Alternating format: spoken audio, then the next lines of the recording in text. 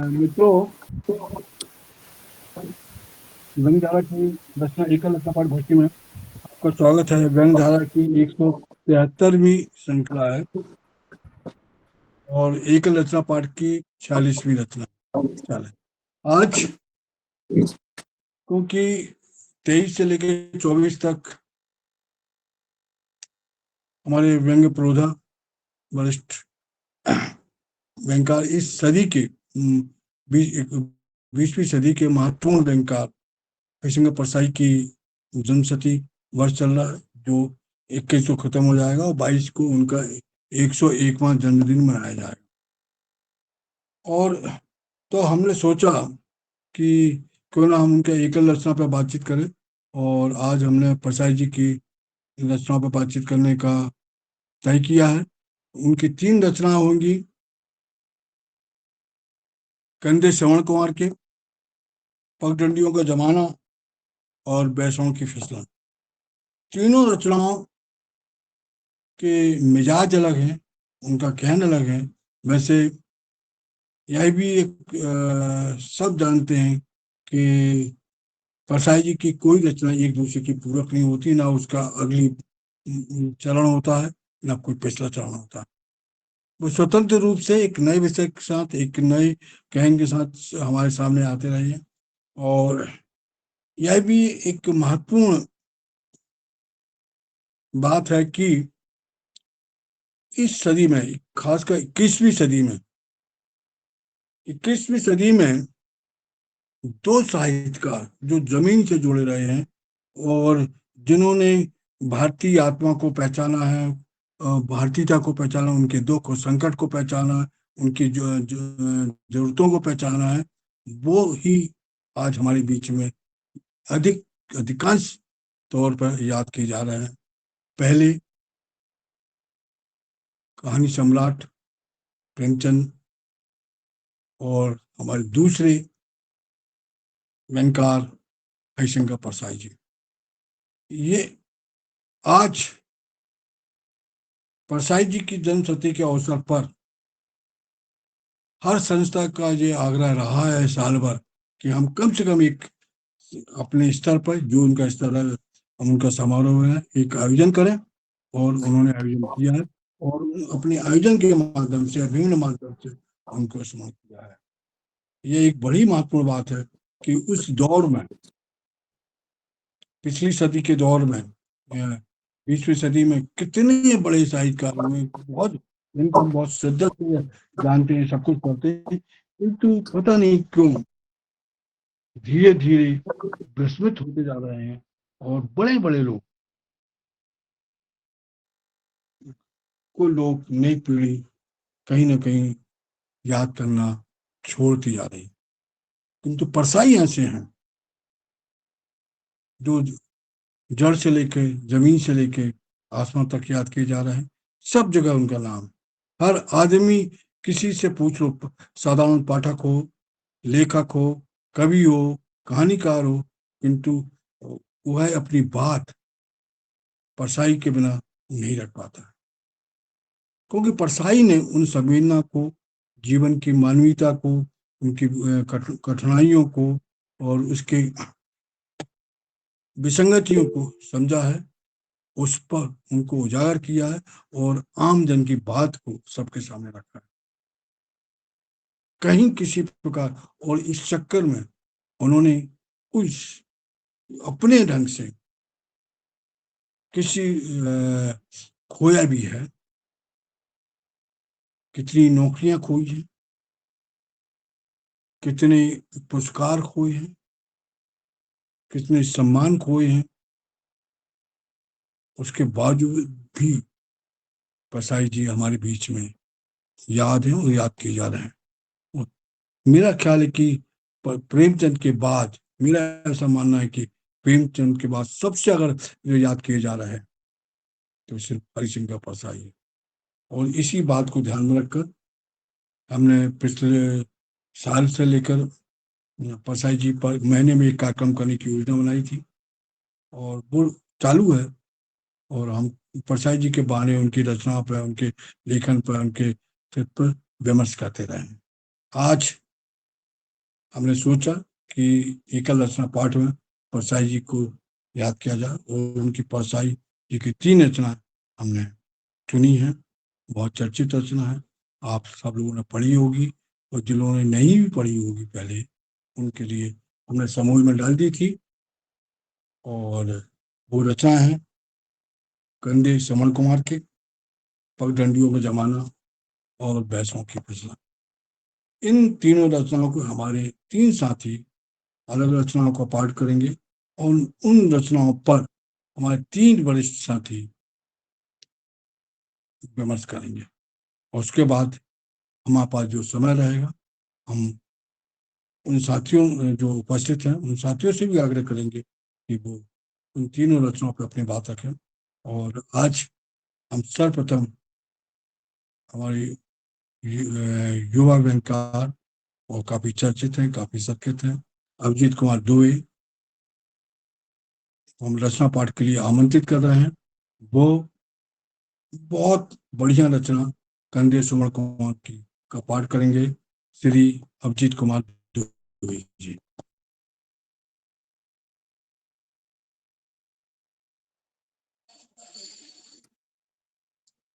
शुक्रिया आदरणीय Saini sir, Ramesh Tiwari sir.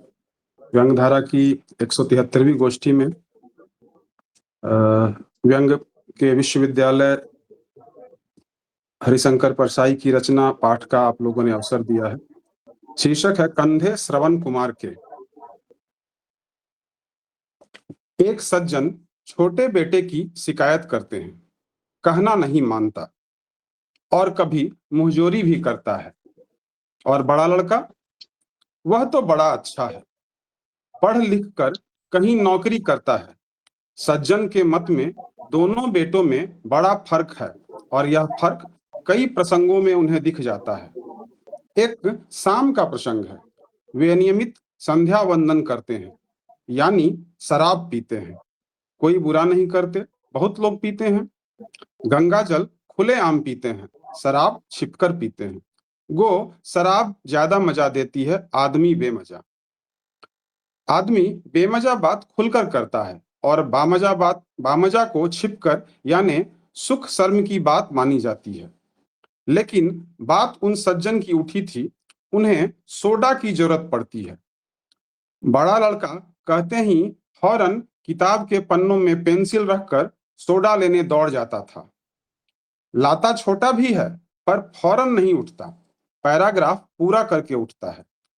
भारतीय पिता को यह अवज्ञा बर्दाश्त नहीं। वह सीमांतों पर संबंध रखता है, या तो बेटे को पीटेगा या उसके हाथ से पिटेगा। बीच की स्थिति उसे पसंद नहीं। छोटा बेटा भी हरकत करता है। पिता जल्दी मचाते हैं तो कह देता है, जाता तो हूं। उसके मन में सवाल और शंका भी उठती है। सोचता है, यह पिता फीस रोकर देता है, कपड़े बनवाना टालता जाता है। फिर यह नहीं सोचता कि इसे पढ़ाई के बीच में नहीं उठाना चाहिए। बड़े लड़के के मन में भी कभी सवाल और शंका नहीं उठे। वह मेरी ही उम्र का होगा, उसने वही किताबें पढ़ी होंगी जो मैंने पढ़ी थी। हम सब गलत किताबों की पैदावार हैं। ये सवालों को मारने की किताबें थीं। स्कूल प्रार्थना से शुरू होता था, शरण में आए हैं हम तुम्हारी, दया करो हे दयालु भगवन। क्यों पारण में आए हैं, किसके डर से आए हैं, कुछ नहीं मालूम। शरण में आने की ट्रेनिंग अक्षर ज्ञान से पहले हो जाती थी। हमने गलत किताबें पढ़ी और आंखों को उनमें जड़ दिया। छोटा लड़का दूसरी किताबें पढ़ता है और आंखें उनमें गड़ाता नहीं, आसपास भी देख लेता है। वह अपनी आंखों को फूटने से बचाने की कोशिश कर रहा है। इससे सारे पिता स्वरूप लोग परेशान हैं। भौतिक पिता, गुरु, बड़े बूढ़े, शासक और नेता। हमारी किताबों में पिता स्वरूप लोग सवाल और शंका से ऊपर होते थे। शिष्य पक्षपाती गुरु को अंगूठा काटकर दे देता था और वह दोनों धन्य कहलाते थे। अब शिष्य उपकुलपति से रिपोर्ट कर देता है कि अमुक अध्यापक शिष्यों के अंगूठे कटवाते हैं। यदि उपकुलपति ध्यान नहीं देते तो वह विद्यार्थियों का जुलूस लेकर विश्वविद्यालय पर धावा बोल देता है। हमें तो तीसरी कक्षा में ही उस भक्त की कथा पढ़ा दी गई थी जो अपने पुत्र को आरे से चीरता है।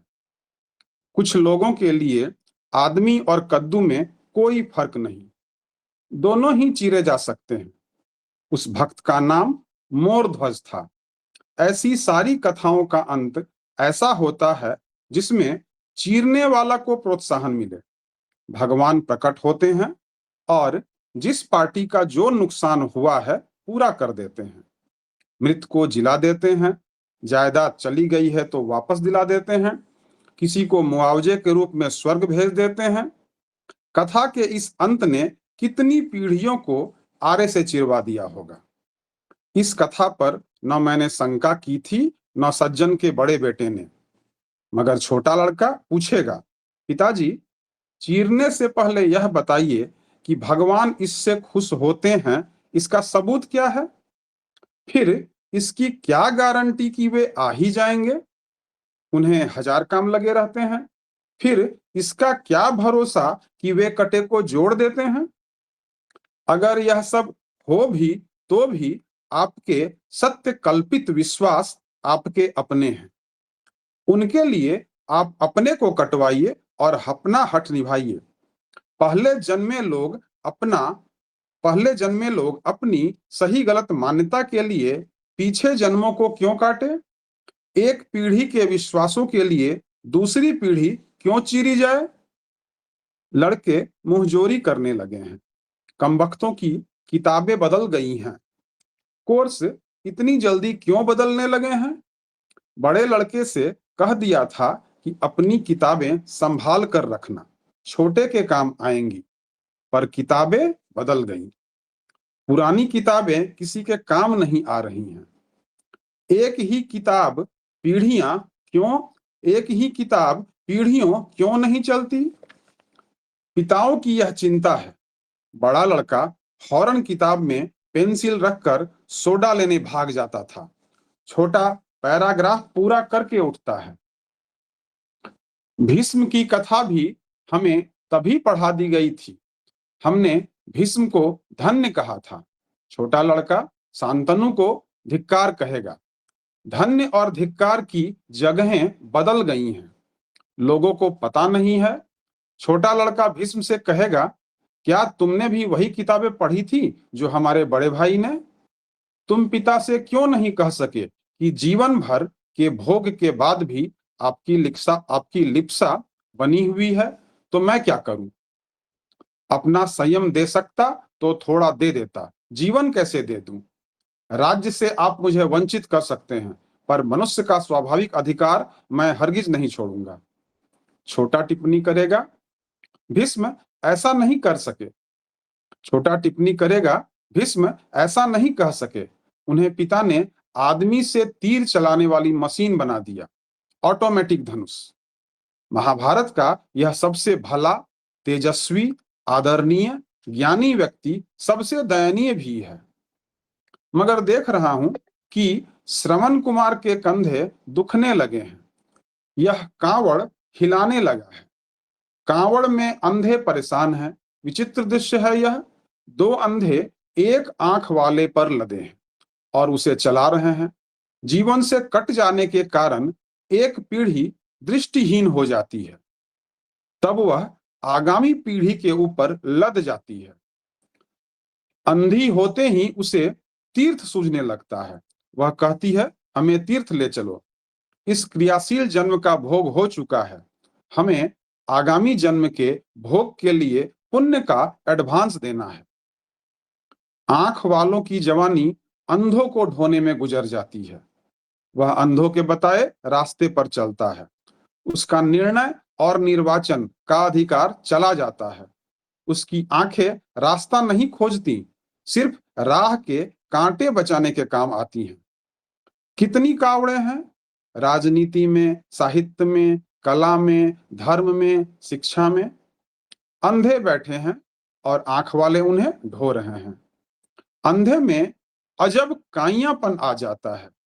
वह खरे और खोटे सिक्के को पहचान लेता है। पैसे नहीं गिन लेता है, उसमें पैसे सही गिन लेता है, उसमें टटोलने की क्षमता आ जाती है। वह पद टटोल लेता है, पुरस्कार टटोल लेता है, सम्मान के रास्ते टटोल लेता है, बैंक का चेक टटोल लेता है।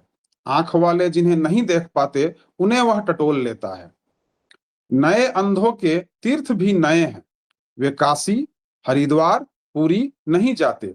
इस कांवड़ वाले अंधे से पूछो कहां ले चलें, वह कहेगा तीर्थ। कौन सा तीर्थ? जवाब देगा कैबिनेट, मंत्रिमंडल। उस कांवड़ वाले से पूछो तो वह भी तीर्थ जाने को प्रस्तुत है। कौन सा तीर्थ चलेंगे आप? जवाब मिलेगा अकादमी, विश्वविद्यालय। मगर कांवड़े हिलने लगी हैं, ढोलने वाले के मन में शंका पैदा होने लगी है। वे झटका देते हैं तो अंधे चिल्लाते हैं, अरे पापी, यह क्या करते हो, क्या हमें गिरा दोगे? और ढोने वाला कहता है, अपनी शक्ति और जीवन हम अंधों को ढोने में नहीं गुजारेंगे। तुम एक जगह बैठो, माला जपो, आदर लो, रक्षण लो, हमें अपनी इच्छा से चलने दो, अनुभव दे दो, दृष्टि मत दो, वह हम कमा लेंगे। राजनीति, साहित्य आदि तो बड़े प्रगट क्षेत्र हैं। अप्रगट रूप से भी विभिन्न क्षेत्रों में श्रवण कुमार कांवड़ उतारने के लिए हिला रहे हैं। वे किन्हीं विश्वासों की आरी से चीरने को तैयार नहीं है। मैं कॉफी हाउस के कोने में बैठे उस युवक की बात नहीं कह रहा हूं जिसने गुस्से में दाढ़ी बढ़ा ली है। जैसे उसकी दाढ़ी एक खास साइज और आकार की होते ही क्रांति हो जाएगी। बड़ी दाढ़ी, ड्रेन पाइप और सो छाट वालों से यह नहीं हो रहा है। चुस्त कपड़े, हेयर स्टाइल और गो वंडरफुल वालियों से भी यह नहीं हो रहा है। ये तो न विश्वास में सच्चे न शंका में, यह बिना प्रदर्शन और शोर शराबे के घरों और परिवारों में हो रहा है। सुशील, विनम्र और आज्ञाकारी युवक युवती कांवड़े उतारने लगे हैं, किसी के विश्वास के आरे से कटने से इनकार करने लगे हैं। एक परिचित हैं जिनका ज्योतिष में विश्वास है। उनकी शिक्षिता जवान लड़की है जिससे वह शादी करना चाहती थी, उससे ग्रह नहीं मिले। एक दो योग्य वरों से मिलान किया पर ग्रह यहां भी नहीं मिले। उसके ग्रहों ने किसी नालायक से मिलने के लिए स्थिति संभाली होगी। लड़की 1-2 साल घुटती रही।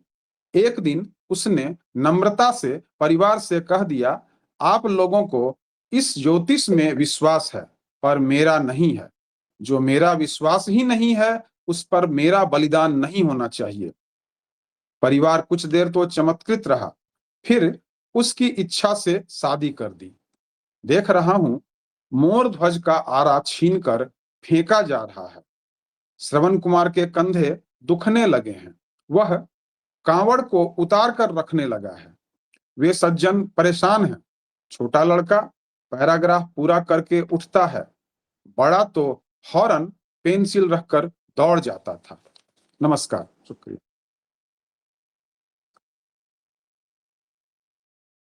जी सैनी सर। हाँ हाँ जी, नमस्कार। अभी अभिजीत कुमार दुबे जी ने कंधे श्रवण कुमार की रचना का पाठ किया और बहुत सुंदर ढंग से बात किया। हर चीजें हमको पाठ करते समय सोचने को मजबूर कर रही थी, और अपील कर रही थी कि प्रसाद जी क्या कह रहे हैं, क्या नहीं कह रहे हैं। एक एक अलग ढंग से विचार करने को मजबूर की थी। एक बड़ा सुंदर पाठ था। अब मैं हमारे साथी प्रदीप मिश्र जी कॉमेंटेट करता हूँ। आप सतना से हैं और प्रदीप मिश्र जी पगडंडियों का जमाना रचना का पाठ करेंगे। श्री मिश्र जी।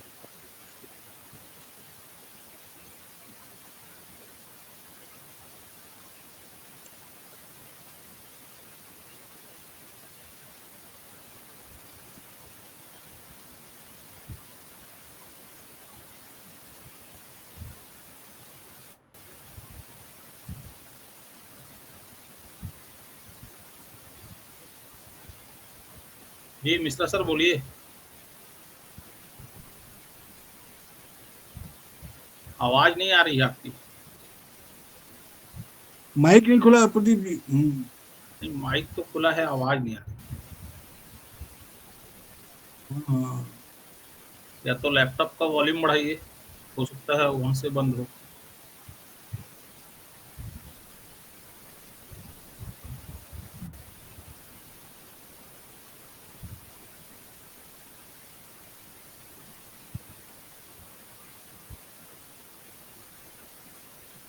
आवाज नहीं आ रही सर।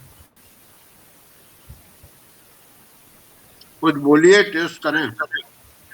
जी प्रदीप जी।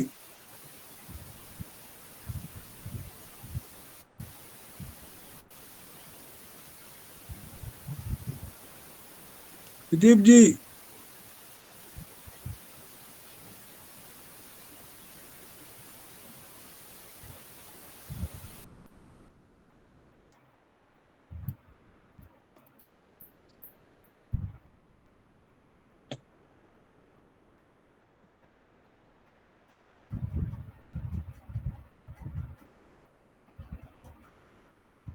हम जब तक हमारे अगले जो पाठक है उनको आमंत्रित कर लेते हैं। कोतवाली ठीक है है। ना। जी सर, ये प्रदीप सर अभी लेफ्ट किए हैं, फिर से जुड़ेंगे लगता है। अच्छा अच्छा ठीक। ठीक। हाँ तो इंतजार कर आ लेते गए हैं। जी, अपना हाँ माइक ऑन करिए। हाँ जी सर, अब आई।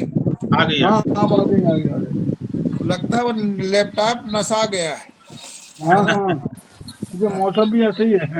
तो वो कह रहा है कि हाँ, पगडंडियों का जमाना है, आप हाईवे क्यों पकड़ना चाह रहे हैं? हाँ, हाँ। जी अब कुत्ते भौंकने लगे। मोबाइल का जमाना है, आप लैपटॉप से करोगे तो ऐसे ही होगा। नहीं सर, तो पगडंडियों का जमाना जी रचना का पाठ कर रहा हूँ। जी मैंने फिर ईमानदार बनने की कोशिश की और फिर नाकामयाब रहा। एक सज्जन ने मुझसे कहा कि एक परिचित अध्यापक से कहकर मैं उनके लड़के के नंबर बढ़वा दूं। यूं मैं उनका काम कर देता, पर बहुत अरसे बाद उसी दिन मुझे ईमान की याद हो आई थी और मैंने पूरी तरह ईमानदार बनने की प्रतिज्ञा ली थी। सज्जन की बात सुनकर मुझे पुरानी कथाएं याद आ गईं और मैंने सोचा कि प्रतिज्ञा करते हुए मुझे देर हुई नहीं कि ये इंद्र या विष्णु मेरी परीक्षा लेने आ पहुंचे। उन्हें विश्वास नहीं है कि कोई इस जमाने में लंबी तपस्या करेगा। 4 कहानियां लिखकर लोग युग प्रवर्तक की लिस्ट में नाम खोजने लगते हैं। इसलिए ये देवता तपस्या शुरू होते ही परीक्षा लेने आ पहुंचते हैं। मैंने उन्हें मन ही मन में प्रणाम किया और प्रकट में कहा, मैं इसे अनुचित और अनैतिक मानता हूं, मैं यह काम नहीं करूंगा। मुझे आशा थी कि अब ये अपने मौलिक देव रूप में प्रकट होंगे और कहेंगे, वत्स तू परीक्षा में खरा उतरा, बोल तुझे क्या चाहिए, हम वर देने के मूड में हैं। बोल, हिंदी साहित्य के इतिहास में तेरे ऊपर एक अध्याय लिखवा दूं, या कहे तो किसी समीक्षक की तेरे घर में पानी भरने में ड्यूटी लगा दूं। वे मौलिक रूप में आए, पर वह रूप प्रसन्नता का न होकर रोष का था। वे भुनभुना कर चले गए। मैंने सुना वे लोगों से मेरे बारे में कह रहे थे, आजकल वह साला बड़ा ईमानदार बन गया है। मैं जिसे देवता समझ बैठा था वह आदमी निकला। मैंने अपनी आत्मा से पूछा, हे मेरी आत्मा, तू ही बता, क्या गाली खाकर, बदनामी स्वीकार कर मैं ईमानदार बना रहूं? आत्मा ने जवाब दिया, नहीं, ऐसी कोई जरूरत नहीं है। इतनी जल्दी क्या पड़ी है? आगे जमाना बदलेगा, तब बन जाना। मेरी आत्मा बड़ी सुलझी हुई बात कर देती है कभी कभी। अच्छी फोल्डिंग कुर्सी की तरह है वह। जरूरत पड़ी तब फैलाकर उसे बैठ गए, नहीं तो मोड़ कर दोनों कोने में टिका दिया, नहीं तो मोड़ कर कोने में टिका दिया। जब कभी आत्मा अड़ंगा लगाती है तब उसे समझ में आता है कि पुरानी कथाओं में दानव अपनी आत्मा को किसी पहाड़ी पर तोते में क्यों रख देते थे। वे उससे मुक्त होकर बेखटके दानवी कर्म कर सकते थे। देव और मानव में अब भी तो यही फर्क है, एक आत्मा अपने पास रखता है और दूसरा अपने से दूर। मैंने ऐसे आदमी देखे हैं जिनसे जिनमें किसी ने अपनी मैंने ऐसे आदमी देखे हैं जिनमें से किसी ने अपनी आत्मा कुत्ते में रख रखी है तो किसी ने सूअर में। अब तो जानवरों ने भी यह विद्या सीख ली है और कुछ कुत्ते और कुछ सूअर अपनी आत्मा किसी किसी आदमी में भी रख देते हैं। आत्मा ने यह कहा कि तो मैंने ईमानदार बनने का इरादा त्याग दिया। राधे श्याम ने भी कोशिश की थी और वह भी असफल हो गया। उसकी एक छोटी सी दुकान है, उसमें पैसे पैसे की बिक्री का सही हिसाब रखा और बिक्री कर दफ्तर में लेकर गया। वहां उससे कहा गया कि हिसाब झूठा है। तब उसे सच्चे हिसाब को सच्चा बनवाने के लिए उसे घूस देनी पड़ी। अब वह कह रहा है मैं भी अब झूठा हिसाब रखूंगा, उसे घूस देकर सच्चा बनवा लिया करूंगा। सच्चाई के लिए घूस देने की अपेक्षा झूठ के लिए वह घूस दे। इतना महंगा ईमान अपनी हैसियत से बाहर है, इससे बेईमानी सस्ती पड़ेगी। एक स्त्री नौकरी के सिलसिले में एक बड़े आदमी के पास सच्चरित्रता का प्रमाण लेने गई थी। बड़े आदमी ने उसे पहले अपने शयन कक्ष में ले जाना चाहा और बाद में सच्चरित्रता का प्रमाण पत्र देना चाहा। पहले देवता आदमी बनकर ठगते थे, अब आदमी देवता बनकर ठगते हैं। देखता हूं हर सत्य के हाथ में झूठ का प्रमाण पत्र है। ईमान के पास बेईमानी की सिफारशी चिट्ठी है और यह चिट्ठी ना हो तो उसे कोई 2 कौड़ी में न पूछे। यही सब सोचकर मैं ढीला हो गया। अब मैं बड़े खुले मन से नंबर बढ़वाता हूं। इन दिनों मुझे बहुत से स्नेही मिलते हैं जो कभी कभी ही मिलते हैं, साल में 1 या 2 बार। उन्हें आता देख मैं समझ जाता हूं कि वे किस काम से आए हैं। मैं मौसम देखकर ऐसे आने वालों का काम बता सकता हूं। जुलाई के पहले हफ्ते में जब घटा छाई हो, धरा ने हरी चूनर ओढ़ रखी हो, आसपास मोर पपीहा बोल रहे हो, बिजली नीगरो सुंदरी के दांतों की तरह चमक रही हो, ऐसे सुहाने मौसम में कोई कई महीने बाद आता दिखे तो मैं समझ जाता हूँ वह गीत गाने नहीं आया है, बल्कि बच्चों को स्कूल कॉलेज में भर्ती कराने में मदद लेने आया है। इधर मार्च में जो आता है नंबर बढ़वाने या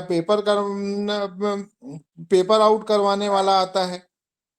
बात यह है कि सारे सिलेबस और प्रॉस्पेक्टस गलत हैं। उनमें 2 पर्चों का उल्लेख नहीं होता जो जरूरी होते हैं, एक पर्चा शुरू का और दूसरा आखिर का। पहला पर्चा पेपर आउट करने का होता है और आखिरी नंबर बढ़वाने का। जो इन्हें अच्छी तरह कर ले वह पास हो जाता है, पहला दर्जा भी प्राप्त कर सकता है। इन पर्चों को कुछ विद्यार्थी खुद कर लेते हैं, वे प्रतिभावान हैं और उनका भविष्य उज्जवल है। कुछ के अभिभावक ये पर्चे करते हैं। ऐसे प्रमुखापेक्षी विद्यार्थियों का भविष्य संदिग्ध है। उनकी अपेक्षा उनके अभिभावक का भी कुछ भविष्य दिखाई पड़ता है। अध्यापकों से संबंध होने के कारण मेरे पास दोनों पक्ष वाले काफी आते हैं। कल जो आए थे मुझे बारात में 2 साल पहले पहली और अंतिम बार मिले थे। मुझे यह पता नहीं था कि उस छोटी मुलाकात में उन्होंने इतनी आत्मीयता पैदा कर ली थी कि भाई परीक्षा में बैठने लगा तो उन्हें मेरी याद सताने लगी। सुना है विरहन को बरसात में प्रिय की बड़ी याद आती है।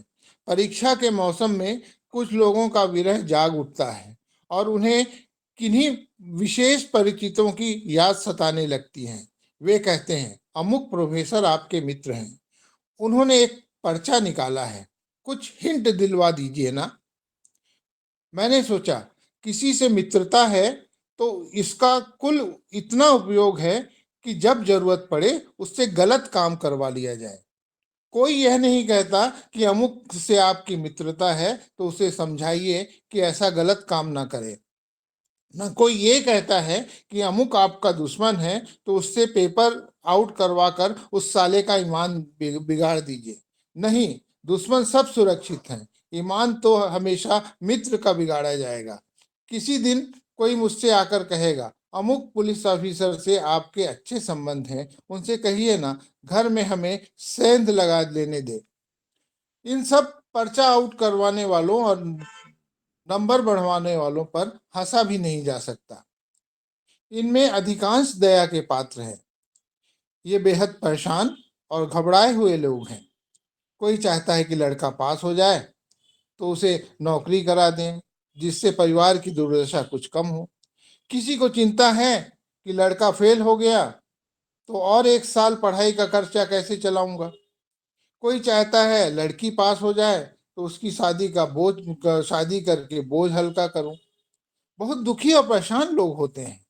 इनमें कुछ तो इतने दीन होते हैं कि जी होता है कि इनसे गले रहकर रो लिया जाए। मेरी परेशानी का कारण दूसरा है। ये अब बेझिझक, निसंकोच और निर्लज्जता के साथ काम करने लगे हैं। 10 साल पहले भी मैं यह काम करा देता था। तब देखता था नंबर बढ़ाने वाला बड़ी झिझक, लज्जा और संकोच से कहता था। लोग खुलकर नहीं कहते थे।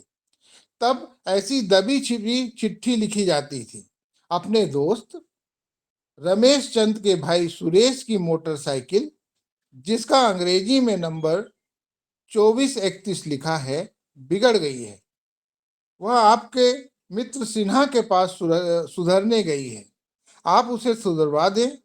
कम से कम 40% काम करने लगे। इसका मतलब यह है कि सुरेश का रोल नंबर 2431 है, उसका अंग्रेजी का पर्चा बिगड़ा है, सिन्हा उसे जांच रहे हैं और उनसे 40% नंबर दिलवाना है। अब सीधी चिट्ठी आती है, खुला कार्ड तक आ जाता है। अब नंबर बढ़वाने वाला बड़ी देर संकोच तब नंबर बढ़ाने वाला पहली बड़ी संकोच से बैठा रहता था, दुविधा में पड़ा रहता था, यहाँ वहां की बातें करता था और तब कहीं शर्माकर बगले झांकता हुआ नंबर बढ़वाने की बात कहता था। अब नंबर बढ़वाने वाला इस तरह आता है जैसे बाजार में सब्जी खरीदने जाता है। सीधा मेरी आंखों में देखता है और अधिकार पूर्वक कहता है, नंबर बढ़ाइए, नंबर बढ़वाने हैं। 10 सालों में यह जो प्रगति हो गई है, यह मुझे निराश करती है। भयंकर संकोचहीनता है यह साहस मुझे डराता है। मैं इंतजार करता हूं कि कोई थोड़ा संकोच लेकर आए कि मैं कुछ आश्वस्त हो जाऊं। कोई नहीं आता। मुझे लगता है सबने मान लिया है कि आम सड़कें सब बंद हो गई हैं, उन पर तख्ती तन गई है, सड़क मरम्मत के लिए बंद है। सालों से ये सड़कें बंद हैं और सब पगडंडियों से जा रहे हैं। चलते चलते पगडंडियों के कांटे और झाड़ियां साफ हो गई हैं और वे सड़कों जैसी चिकनी और चौड़ी हो गई हैं। लोग उन पर बेझिझक नंगे पांव चल रहे हैं। आम सड़क पर चलने वाला अब बेवकूफ और पागल समझा जाएगा। अब आम सड़कें खुल भी जाएं तो लोग उन पर चलने में झिझकेंगे। मरम्मत वाले भी इसीलिए ढीले पड़ गए हैं। अब उपयोग में न होने से आम सड़कों पर झाड़ियां और जंगली पौधे उगने लगे हैं, वे ढक गई हैं। तब भी किसी को आभास न होगा कि इस देश में कहीं आम सड़कें भी हैं। लगता है आम सड़कें अब भविष्य के पुरातत्ववेत्ता को ही मिलेगी। वही खोजेगा, वह निष्कर्ष निकाल के बताएगा कि उस जमाने में इस देश में आम सड़कें तो थीं पर उन पर कोई चलता नहीं था। सब पगडंडी पकड़ते थे। अनुप्रयोग के कारण सड़कें दब गई थीं। सफलता के महल के सामने का आम दरवाजा बंद हो गया। कई लोग भीतर घुस गए हैं और उन्होंने कुंडी लगा दी है। जिसे उसमें घुसना है वह रुमाल नाक पर रखकर नापदान में से घुस जाता है। आसपास सुगंधित रुमालों की दुकानें खुली हैं। लोग रुमाल खरीदकर उसे नाक पर रखकर नापदान में से घुस रहे हैं। जिन्हें बदबू ज्यादा आती है और जो सिर्फ मुख्य द्वार से घुसना चाहते हैं, वे खड़े दरवाजे पर सिर मार रहे हैं और उनके कपालों से खून बह रहा है। धन्यवाद। सैनी साहब।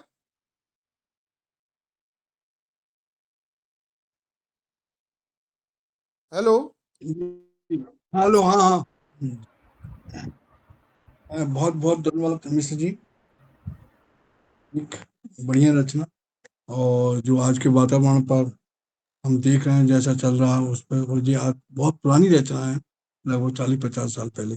29 साल तो परसाई जी को गए हुए हो गए आज। और तीसरी और आज की रचना, अंतिम रचना बैसों की फिसलन, जिसका पाठ हमारे साथी रामस्वरूप दीक्षित जी करेंगे। मैं रामस्वरूप दीक्षित जी से आग्रह करता हूँ कि वो रचना बैसों की फिसलन का पाठ करें। श्री दीक्षित जी। जी धन्यवाद आदरणीय सिन्हा जी। मित्रों, प्रस्तुत है परसाई जी की बहुचर्चित रचना वैष्णव की फिसलन। वैष्णव करोड़पति है, भगवान विष्णु का मंदिर, जायदाद लगी है, भगवान सूदखोरी करते हैं, ब्याज से कर्ज देते हैं। वैष्णव 2 घंटे भगवान विष्णु की पूजा करते हैं, फिर गादी तकिए वाली बैठक में आकर धर्म को धंधे से जोड़ते हैं। धर्म धंधे से जुड़ जाए इसी को योग कहते हैं। कर्ज लेने वाले आते हैं, विष्णु भगवान के भी मुनीम हो जाते हैं। कर्ज लेने वाले से दस्तावेज लिखवाते हैं, दस्तावेज लिख दे रामलाल बलद श्यामलाल ने भगवान विष्णु बलद ना मालूम को ऐसा जो कि वैष्णव बहुत दिनों से विष्णु के पिता के नाम की तलाश में है, पर वह मिल नहीं रहा। मिल जाए तो बल्दियत ठीक हो जाए। वैष्णव के पास 2 नंबर 2 का बहुत पैसा हो गया है। कई एजेंसियां ले रखी हैं, स्टॉकिस्ट हैं, जब चाहे माल दबाकर ब्लैक करने लगते हैं, मगर 2 घंटे विष्णु पूजा में कभी नागा नहीं करते। सब प्रभु की कृपा से हो रहा है। उनके प्रभु भी शायद 2 नंबरी हैं, 1 नंबरी होते तो ऐसा नहीं करने देते। वैष्णव सोचता है अपार नंबर 2 का पैसा इकट्ठा हो गया है, इसका क्या किया जाए। बढ़ता ही जाता है, प्रभु की लीला है, वही आदेश देंगे कि क्या किया जाए। वैष्णव एक दिन प्रभु की पूजा के बाद हाथ जोड़कर प्रार्थना करने लगा, प्रभु आपके ही आशीर्वाद से मेरे पास इतना सारा 2 नंबर का धन इकट्ठा हो गया है, अब मैं इसका क्या करूं, आप ही रास्ता बताइए, मैं इसका क्या करूं। प्रभु कष्ट हरो सबका, प्रभु कष्ट हरो सबका। तभी वैष्णव की शुद्ध आत्मा से आवाज उठी, अधम माया जोड़ी है तो माया का उपयोग भी सीख, तो एक बड़ा होटल खोल। आजकल होटल बहुत चल रहे हैं। वैष्णव ने प्रभु का आदेश मानकर एक विशाल होटल बनवाई। बहुत अच्छे कमरे, खूबसूरत बाथरूम, नीचे लॉन्ड्री, नाई की दुकान, टैक्सियां, बाहर बढ़िया लॉन, ऊपर टेरेस गार्डन, और वैष्णव ने खूब विज्ञापन करवाया। कमरे का किराया 30 रुपए रखा। फिर वैष्णव के सामने धर्म संकट आया, भोजन कैसा होगा। उसने सलाहकारों से कहा, मैं वैष्णव हूँ, शुद्ध शाकाहारी भोजन कराऊंगा, शुद्ध घी की सब्जी, फल, दाल, रायता, पापड़ वगैरह। बड़े होटल का नाम सुनकर बड़े लोग आने लगे, बड़ी बड़ी कंपनियों के एग्जीक्यूटिव, बड़े अफसर और बड़े सेठ। वैष्णव संतुष्ट हुआ, पर फिर वैष्णव ने देखा कि होटल में ठहरने वाले कुछ असंतुष्ट हैं। एक दिन कंपनी का एग्जीक्यूटिव बड़े तैश में वैष्णव के पास आया, कहने लगा, इतने महंगे होटल में हम क्या यह घास पत्ती खाने के लिए ठहरते हैं, यहाँ नॉन वेज का इंतजाम क्यों नहीं है। वैष्णव ने जवाब दिया, मैं वैष्णव हूँ, मैं गोश्त का इंतजाम अपने होटल में कैसे कर सकता हूँ। उस आदमी ने कहा, वैष्णव हो तो ढाबा खोलो, आधुनिक होटल क्यों खोलते हो, तुम्हारे यहाँ आगे से कोई नहीं ठहरेगा। वैष्णव ने कहा, यह धर्म संकट की बात है, मैं प्रभु से पूछूंगा। उस आदमी ने कहा, हम भी बिजनेस में हैं, हम कोई धर्मात्मा नहीं, न आप न मैं। वैष्णव ने कहा, पर मुझे तो यह सब प्रभु विष्णु ने दिया है, मैं वैष्णव के प्रतिकूल कैसे जा सकता हूँ। मैं प्रभु के सामने नतमस्तक होकर उनका आदेश लूंगा। दूसरे दिन वैष्णव साष्टांग विष्णु के सामने लेट गया, कहने लगा, यह होटल बैठ जाएगा। ठहरने वाले कहते हैं कि हमें यहाँ बहुत तकलीफ है, मैंने तो प्रभु वैष्णव भोजन का प्रबंध किया है, पर वे मांस मांगते हैं, अब मैं क्या करूं। वैष्णव की शुद्ध आत्मा से आवाज आई, मूर्ख, गांधी जी से बड़ा इस युग में कौन हुआ है। गांधी का भजन है, वैष्णव जन तो तेणे कहिए, ये पीर पराए जाने रे। तू इन होटल में ठहरन रहने वालों की पीर क्यों नहीं जानता। उन्हें इच्छानुसार खाना नहीं मिलता, इनकी पीर तू समझ, उस पीर को दूर कर। वैष्णव समझ गया, उसने जल्दी ही गोश्त, मुर्गा, मछली का इंतजाम करवा दिया। होटल के ग्राहक बढ़ने लगे, मगर एक दिन फिर वही एग्जीक्यूटिव आया, कहने लगा, हाँ अब ठीक है, मांसाहार अच्छा मिलने लगा है, पर एक बात है। वैष्णव ने पूछा, क्या। उसने जवाब दिया, गोश्त के पचने की दवाई भी तो चाहिए। वैष्णव ने कहा, लवण भास्कर चूर्ण का इंतजाम करवा दूं। एग्जीक्यूटिव ने माथा ठोका, कहने लगा, आप कुछ नहीं समझते, मेरा मतलब है शराब, यहाँ बार खोलिए। वैष्णव सन्न रह गया, शराब यहाँ कैसे पी जाएगी, मैं प्रभु के चरणामृत का प्रबंध तो कर सकता हूँ, पर मदिरा, हे राम। दूसरे दिन वैष्णव ने फिर प्रभु से कहा, प्रभु वे लोग मदिरा मांगते हैं, मैं आपका भक्त मदिरा कैसे पिला सकता हूँ। वैष्णव की पवित्र आत्मा से आवाज आई, मूर्ख, तू क्या होटल बैठाना चाहता है। देवता सोमरस पीते थे, वही सोमरस से मदिरा है, इसमें तेरा वैष्णव धर्म कहाँ भंग होता है। सामवेद में 63 श्लोक सोमरस अर्थात मदिरा की स्तुति में है, तुझे धर्म की समझ है या नहीं। वैष्णव समझ गया, उसने होटल में बार खोल दिया, अब होटल ठाठ से चलने लगा। वैष्णव खुश था। फिर एक दिन एक आदमी आया, कहने लगा, अब होटल ठीक है, शराब भी है, गोश्त भी है, मगर मरा हुआ गोश्त है, हमें जिंदा गोश्त चाहिए। वैष्णव ने पूछा, यह जिंदा गोश्त कैसा होता है। उसने कहा, कैबरे, जिसमें औरतें नंगी होकर नाचती हैं। वैष्णव ने कहा, अरे बाप रे। उस आदमी ने कहा, इसमें अरे बाप रे की कोई बात नहीं, सब बड़े होटलों में ही चलता है, यह शुरू कर दो तो कमरों का किराया बढ़ा सकते हो। वैष्णव ने कहा, मैं कट्टर वैष्णव हूँ, मैं प्रभु से पूछूंगा। दूसरे दिन फिर वैष्णव प्रभु के चरणों में था, कहने लगा, प्रभु वे लोग कहते हैं कि होटल में नाच गाना भी होना चाहिए, आधा नंगा या पूरा नंगा। वैष्णव की शुद्ध आत्मा से आवाज आई, मूर्ख, कृष्णावतार कृष्णावतार में गोपियों को नचाया था, चीरहरण तक किया था, तुझे क्या संकोच है। प्रभु की आज्ञा से वैष्णव ने कैबरे भी चालू कर दिया। अब कमरे भरे रहते थे, शराब, गोश्त और कैबरे। वैष्णव बहुत खुश था, प्रभु की कृपा से होटल भरा रहता था। कुछ दिनों बाद एक ग्राहक ने वेरा से कहा, इधर कुछ और भी मिलता है। वेरा ने पूछा, और क्या साहब। ग्राहक ने कहा, अरे यही मन बहलाने को कुछ, कोई ऊंची किस्म का माल मिले तो लाओ। वेरा ने कहा, नहीं साहब, इस होटल में यह नहीं चलता। ग्राहक वैष्णव के पास गया, बोला, इस होटल में कौन ठहरेगा, इधर रात को मन बहलाने का कोई इंतजाम नहीं है। वैष्णव ने कहा, कैबरे तो है साहब। ग्राहक ने कहा, कैबरे तो दूर का होता है, बिल्कुल पास का चाहिए, नरम माल कमरे में। वैष्णव फिर धर्म संकट में पड़ गया। दूसरे दिन वैष्णव फिर प्रभु की सेवा में गया, प्रार्थना की, कृपा निधान, ग्राहक लोग नारी मांगते हैं, पाप की खान, मैं तो इस पाप की खान से जहां तक बनता है दूर रहता हूँ, अब मैं क्या करूं। वैष्णव की शुद्ध आत्मा से आवाज आई, मूर्ख, यह तो प्रकृति और पुरुष का संयोग है, इसमें क्या पाप और क्या पुण्य, चलने दे। वैष्णव ने वेरों से कहा, चुपचाप इंतजाम कर दिया करो, जरा पुलिस से बचकर 25% भगवान की भेंट ले लिया करो। अब वैष्णव का होटल खूब चलने लगा, शराब, गोश्त, कैबरे और औरत। वैष्णव धर्म बराबर निभ रहा है, इधर यह भी चल रहा है। वैष्णव ने धर्म को धंधे से खूब जुड़ा। धन्यवाद। बहुत बहुत धन्यवाद रामस्वरूप दीक्षित जी, आपने बैसों की फिसलन रचना का पाठ किया। यह फसाई की बहुत चर्चित रचना है और इस पर काफी विमर्श भी हुआ है, काफी कुछ हुआ। तब भी यह रचना अपने नएपन के साथ, जब भी हम पढ़ो तो उनमें कहीं ना कहीं नयापन दिखता है कि धर्म को युग से जोड़ने की बात है या धर्म को धंधे से जोड़ने की बात है। यह बात कहीं ना कहीं पाठक को अपील कर जाती है और जो विचलन है आज हमारे समाज का वो हमारे सामने आता है। इन सब बातों के साथ तीनों रचना का आपने पाठ किया, पाठ सुना।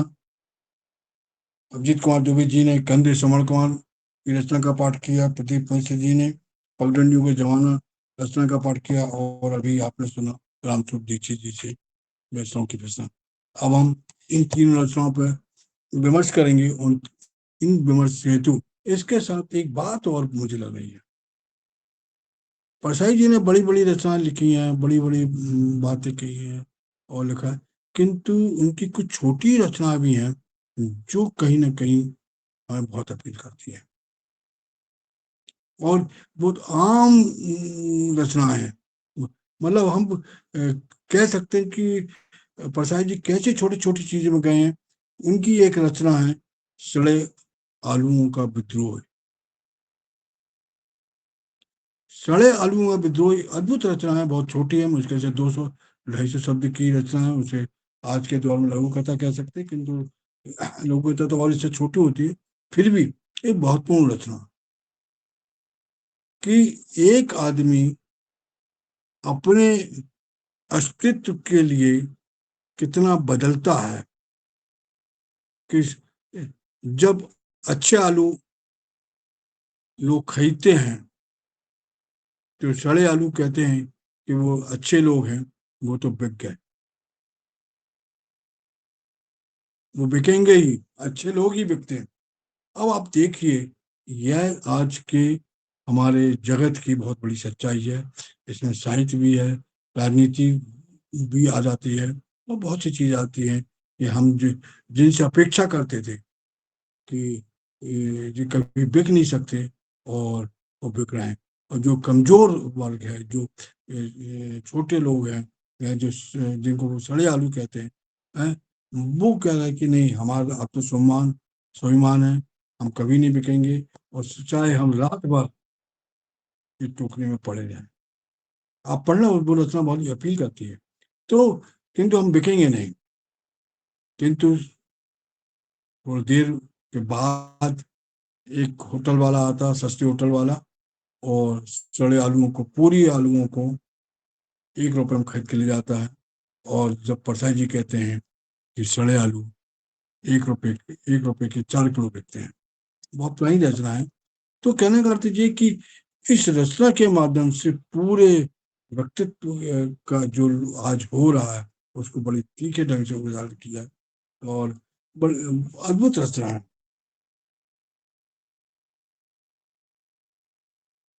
मतलब इस रचना का आरंभ ही इतने खतरनाक ढंग से होता है कि इधर खरीद फरोख्त की बात बुद्धिजीवियों में बहुत सुन रहा हूँ, बुद्धिजीवियों में ये खरीद फरोख्त की बात सुन रहा हूँ। और एक शिकायत उस चूहे की तरह है कि जो रोटी को देखकर चूहादानी में फंस जाता है। आज हमारे बहुत से लेखक हैं जो पुरस्कार, सम्मान, कुछ सम्मान राशि, पद को देखकर कहीं ना कहीं भटक जाते हैं और वो समझौता करते हैं अपने अंदर की आत्मा से, अपने रचनात्मक ढंग से समझौता करते हैं बदले। और आज तो कुछ ज्यादा ही हो रहा है। तो इन सबके साथ यही बात प्रसाद जी की उन बहुत सी रचनाओं में है। मैं पहली रचना जिसका पाठ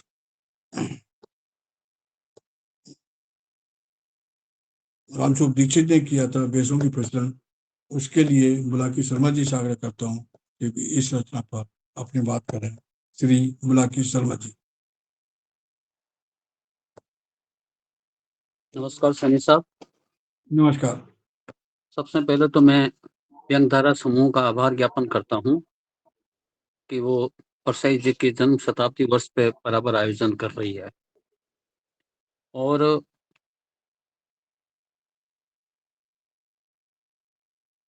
हमें कि प्रेमचंद के बाद परसाई ही ऐसे रचनाकार हैं जो कि जनता में बहुत ही लोकप्रिय हैं, बहुत ही प्रतिष्ठित हैं।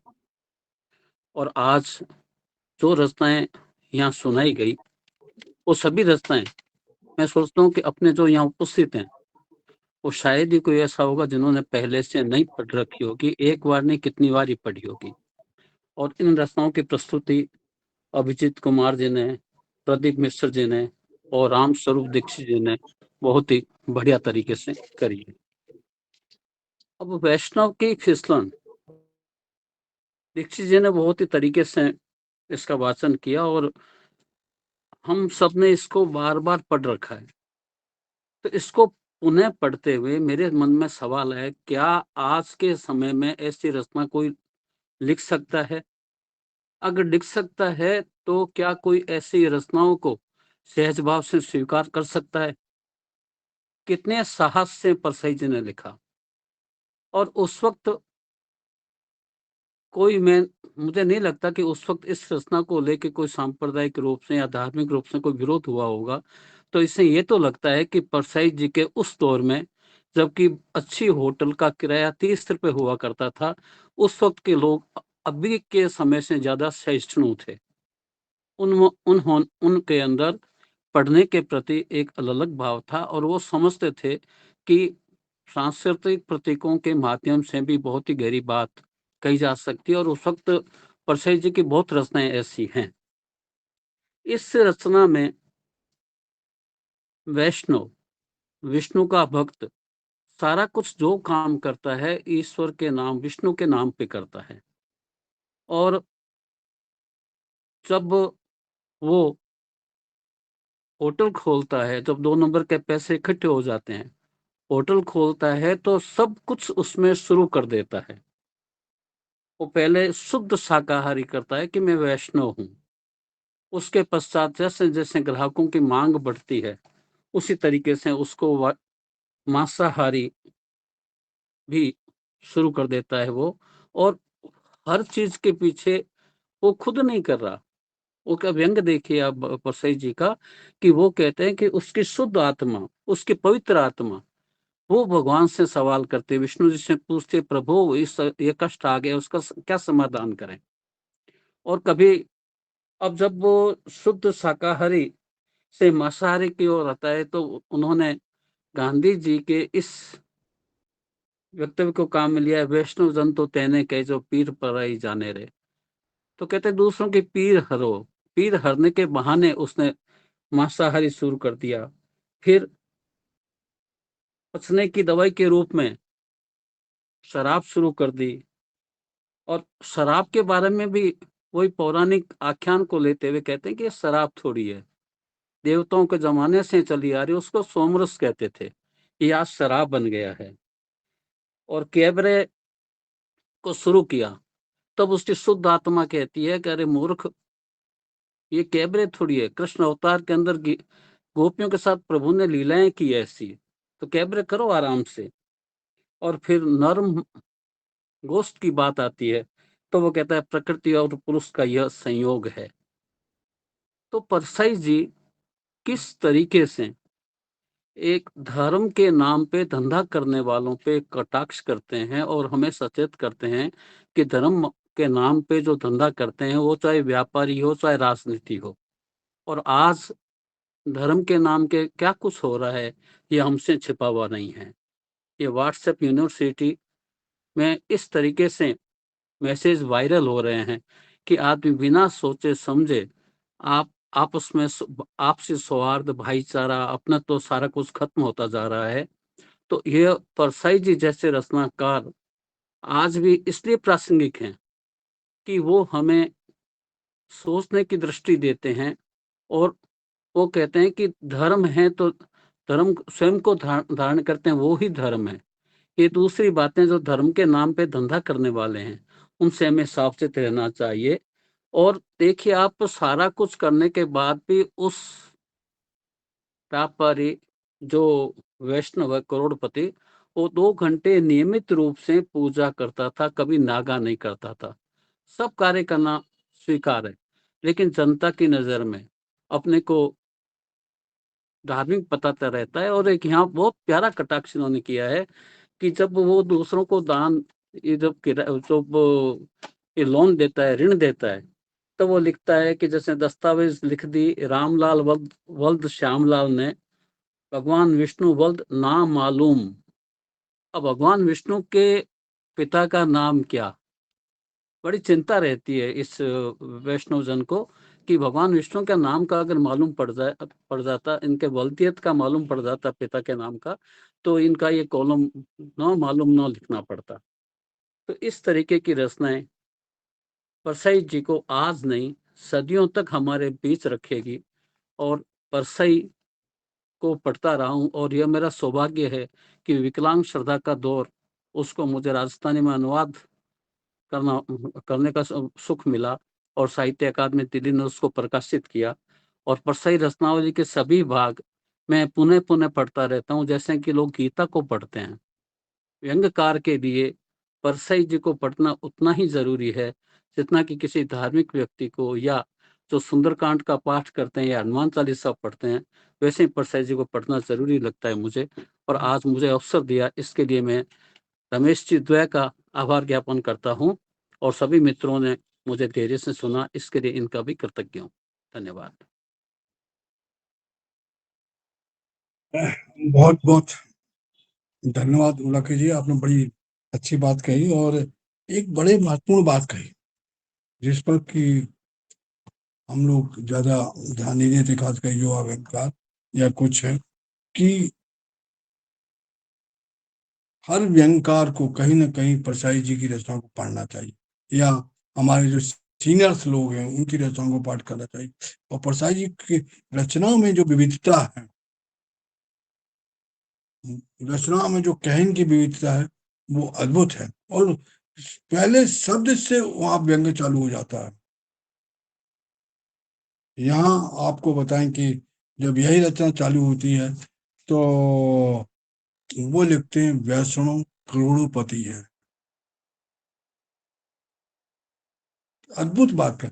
उसके बाद वो भगवान से कहता, भगवान विष्णु से प्रार्थना करता, भगवान मेरे पास नंबर 2 का पैसा आ गया, स्पष्ट इतना ठीक है, नंबर 2 का पैसा आ गया है, आप बताओ मैं इसको कहाँ पे उपयोग करूँ। ये सब तो ये तीखापन जो है परसाई जी में ही आ सकता है, और बहुत सीधे सीधे लिख सकते हैं। इसके पीछे की एक कहानी जरूर मैं एक बता दूं कि इस शहर के बहुत बड़े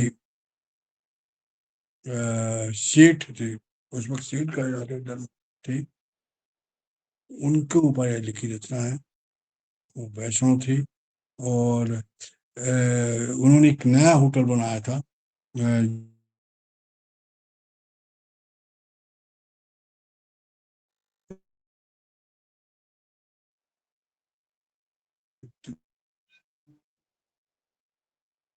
और उस होटल में जैसा कि इसमें लिखा हुआ है कि टैक्सी की दुकान, और क्या कहते हैं कि नाई की दुकान, धोबी की दुकान खुल गई है, खुल गई है। वो जो क्रम आता है, उस क्रम को बड़ी ईमानदारी से बताओ, मैंने देखा है। क्योंकि जो टैक्सी की दुकान है उसमें हमारी एक मित्र की बहनोई चलाते थे, जो ट्रेवल एजेंसी थी वो हमारे बहनोई चलाते, और हम लोग कॉलेज गोइंग थे, कोई नौकरी नहीं थी, तो वहां पे बैठ कर अपना टाइम पास करते थे, और काफी बातें होती थी। तो उस मालिक को बहुत बारीकी हमने बहुत पास से नजदीक से देखा, उसके चरित्र को बहुत नजदीक से देखा है। तो कई चीजें बड़ी अद्भुत हैं। अब हमारे बीच दूसरी रचना है, जिस पर चर्चा करेंगे श्री राजेंद्र वर्मा जी, पगडंडियों का जमाना। मैं बहुत सम्मान के साथ राजेंद्र वर्मा जी से आग्रह करता हूं कि वे पगडंडियों का जमाना पर अपनी बात रखें। श्री वर्मा जी।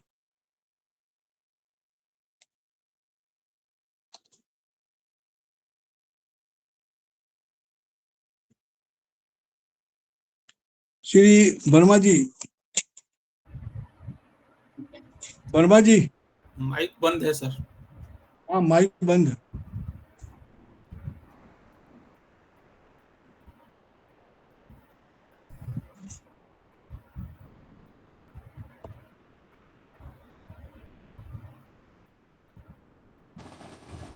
हाँ आ गया। अब खुला। जी जी हाँ, जी। पगडंडियों का जमाना। दरअसल ये जो रचना है पगडंडियों का जमाना, वास्तव में ये जो समाज में और उसके तमाम जो अंग हैं, शिक्षा, साहित्य, राजनीति और बाजार भी, उन सब तक का विस्तार है इस रचना में। और जो मुख्य रूप से संघर्ष और ईमानदारी का जो मुख्य मार्ग है, उसको छोड़ करके बेईमानी, चालाकी जैसे शॉर्टकट अपनाने की बात जो है, वही पगडंडी की बात है। पगडंडियों का जमाना जो है, उसका आशय यही है कि ये समय आ गया है जो वो पगडंडी पर चलने का है, मुख्य मार्ग पर चलने का नहीं है। इस रचना में कई महत्वपूर्ण बातों को उठाया गया है। समाज में और राजनीति में क्या हो रहा है, उसकी दशा और दिशा को लेकर के परसाई जी ने बहुत ही महत्वपूर्ण बातें कही हैं।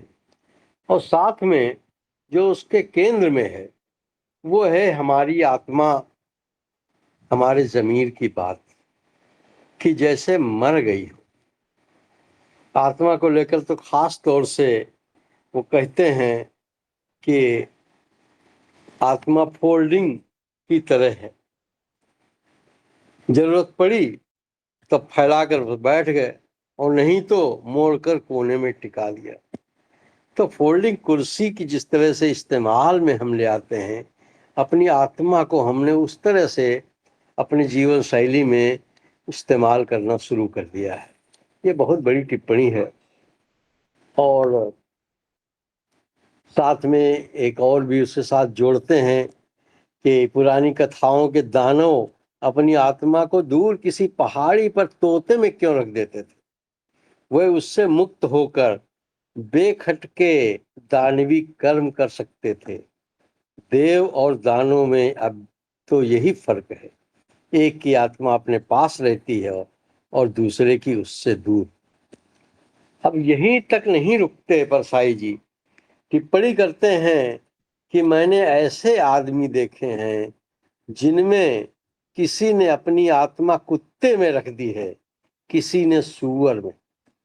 अब तो जानवरों ने भी यह विद्या सीख ली है और कुछ कुत्ते और सूअर अपनी आत्मा किसी किसी आदमी में रख देते।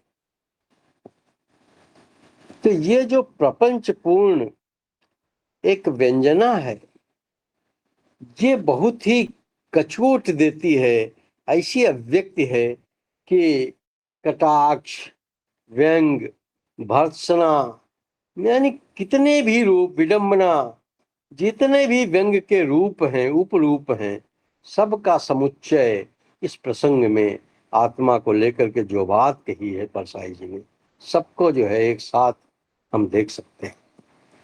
व्यंग के जितने भी रूप हो सकते हैं इस निबंध में बहुत तरीके से आए हैं। इतने जो आजकल पंच जिसको कहा जाता है, उद्धरण तो पुरानी बात हो गई, पंच नए तरीके से बात कही जाती है। तो सच्चाई के लिए घूस देने की अपेक्षा ये ज्यादा अच्छा है कि झूठ के लिए घूस दो। देवता आदमी बनकर ठगते थे, अब आदमी देवता बनकर ठगते हैं। इस तरह से तमाम बातें, तमाम उदाहरण आते हैं जो हमें सोचने पर विवश कर देते हैं और एक कहीं न कहीं अप्रत्यक्ष रूप से एक मॉडल व्यंग रखते हैं हमारे सामने कि मॉडल व्यंग निबंध कैसा हो कि पगडंडियों का जमाना अगर हम बात कहते हैं पगडंडी के, तो उसका आशय क्या है? और जहाँ तक इसकी भाषा की बात है तो चुटीलापन है, बोलचाल की भाषा है, झकझोरती है और बिंब बनाती है, रूपक रचती है। कई प्रसंग हैं।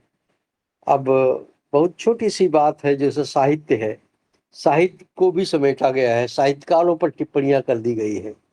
उन्हें विश्वास नहीं है, साहित्यकार को लेकर कह रहे हैं, उन्हें विश्वास नहीं है कि नहीं, इसमें यह है कि बोल हिंदी साहित्य के इतिहास में तेरे ऊपर एक अध्याय लिखवा दूं, या कहे तो किसी समीक्षक की तेरे घर में पानी भरने की ड्यूटी लगवा दूं। यानी जरा सा काम कर लिया, 4 कहानियां लिखकर लोग युग प्रवर्तक की लिस्ट में नाम खोजने लगते हैं। इसलिए ये देवता अब तपस्या शुरू होते ही परीक्षा लेने आ पहुंचते हैं। तो साहित्यकार का जो चरित्र है, यश लोलुपता है, उसको भी कहीं न कहीं समेटा गया है इस निबंध में। और एक आम आदमी जिस प्रकार से निर्लज्जता से पगडंडी खोजता है, रास्ता, मुख्य रास्ता छोड़ करके, उन सब की खबर ली गई। तो कुछ चीजें, जैसे सारे सिलेबस, शिक्षा व्यवस्था पर प्रेमचंद ने कभी बड़े भाई साहब या कर्मभूमि में एक शिक्षा के स्वरूप पर बहुत टिप्पणी की थी, तल्ख टिप्पणी थी। तो परसाई जी भी उसी तरह से उसके दूसरे ढंग से अपनी बात कहते हैं कि सारे सिलेबस और प्रॉस्पेक्टस गलत हैं। उनमें उन 2 पर्चों का उल्लेख नहीं होता जो जरूरी होते हैं, एक पर्चा शुरू का और दूसरा आखिरी का। पहला पर्चा पेपर आउट करने का होता है और आखिरी नंबर बढ़वाने का। जो इन्हें अच्छी तरह कर ले वह पास हो जाता है, पहला दर्जा भी पा सकता है। ये एक खालिस व्यंग, एक जिस तरीके से इसके अंदर प्रस्तुत हुआ है, बहुत कम उदाहरण देखने को मिलते हैं कि जहाँ पे आक्रोश और संतुलन का समन्वय दिखाई दे आपको।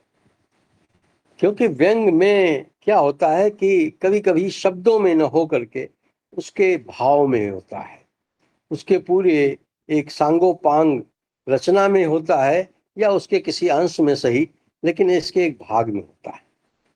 तो इस तरह से बहुत ही प्रहारात्मक अभिव्यक्ति के आपके लक्षण इसके अंदर दिखेंगे। मुझे आशा थी कि अब वह मौलिक देव रूप में प्रकट होंगे और कहेंगे, वत्स तू परीक्षा में खरा उतरा, बोल तुझे क्या चाहिए, हम वर देने के मूड में हैं। तो ये तरह की जो बात है, ये एक प्रहार किस प्रकार से अभिव्यक्ति के माध्यम से लाया जाए और उसको कैसे हम व्यंग में कायदे से रख सकें कि अभिव्यक्ति हमारी सार्थक हो जाए और हमारा लेखन एक नमूना बन सके इस बात का कि अगर व्यंग हम लिख रहे हैं तो वास्तव में व्यंग कैसा होना चाहिए। अब एक आध उदाहरण मैं और दूंगा कि जैसे जो बदलाव है, व्यंग का काम है कि यथा स्थिति में बदलाव हो, वो खराब हो, यथा स्थिति टूटे और बदलाव को जमीन पर भी उतरे। तो व्यंगकार की एक छटपटाहट होती है, और तो जो उसका व्यंग का लक्ष्य भी है, लेकिन स्थितियां बहुत विडंबनापूर्ण हैं। परसाई जी लिखते हैं कि अगर कोई ये नहीं कहता कि अमुक से आपकी मित्रता है, तो उन्हें समझाइए ना कि ऐसा गलत काम न करें। न कोई ये कहता है कि अमुक आपका दुश्मन है, तो उससे पेपर आउट करवाकर उस साले का ईमान बिगाड़ दीजिए। नहीं, दुश्मन सब सुरक्षित है, ईमान तो हमेशा मित्र का बिगाड़ा जाएगा। किसी दिन कोई आकर कहेगा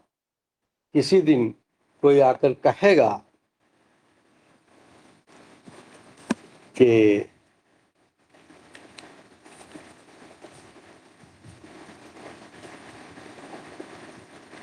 अमुक पुलिस अफसर से आपके अच्छे संबंध हैं, उनसे कहिए ना कि घर में हमें सेंध लगा दे। तो ये जो जहां से बात चली थी, जो भर्त्सना का एक केंद्र में आम आदमी था, उसको पलट करके वो किस प्रकार से वो अपेक्षा करने लगता है, ये कितना सशक्त उदाहरण यहाँ पर दिया हुआ है। और एक जो व्यंकार के अंदर छटपटाहट होती है वो उसके दर्ज करते हैं।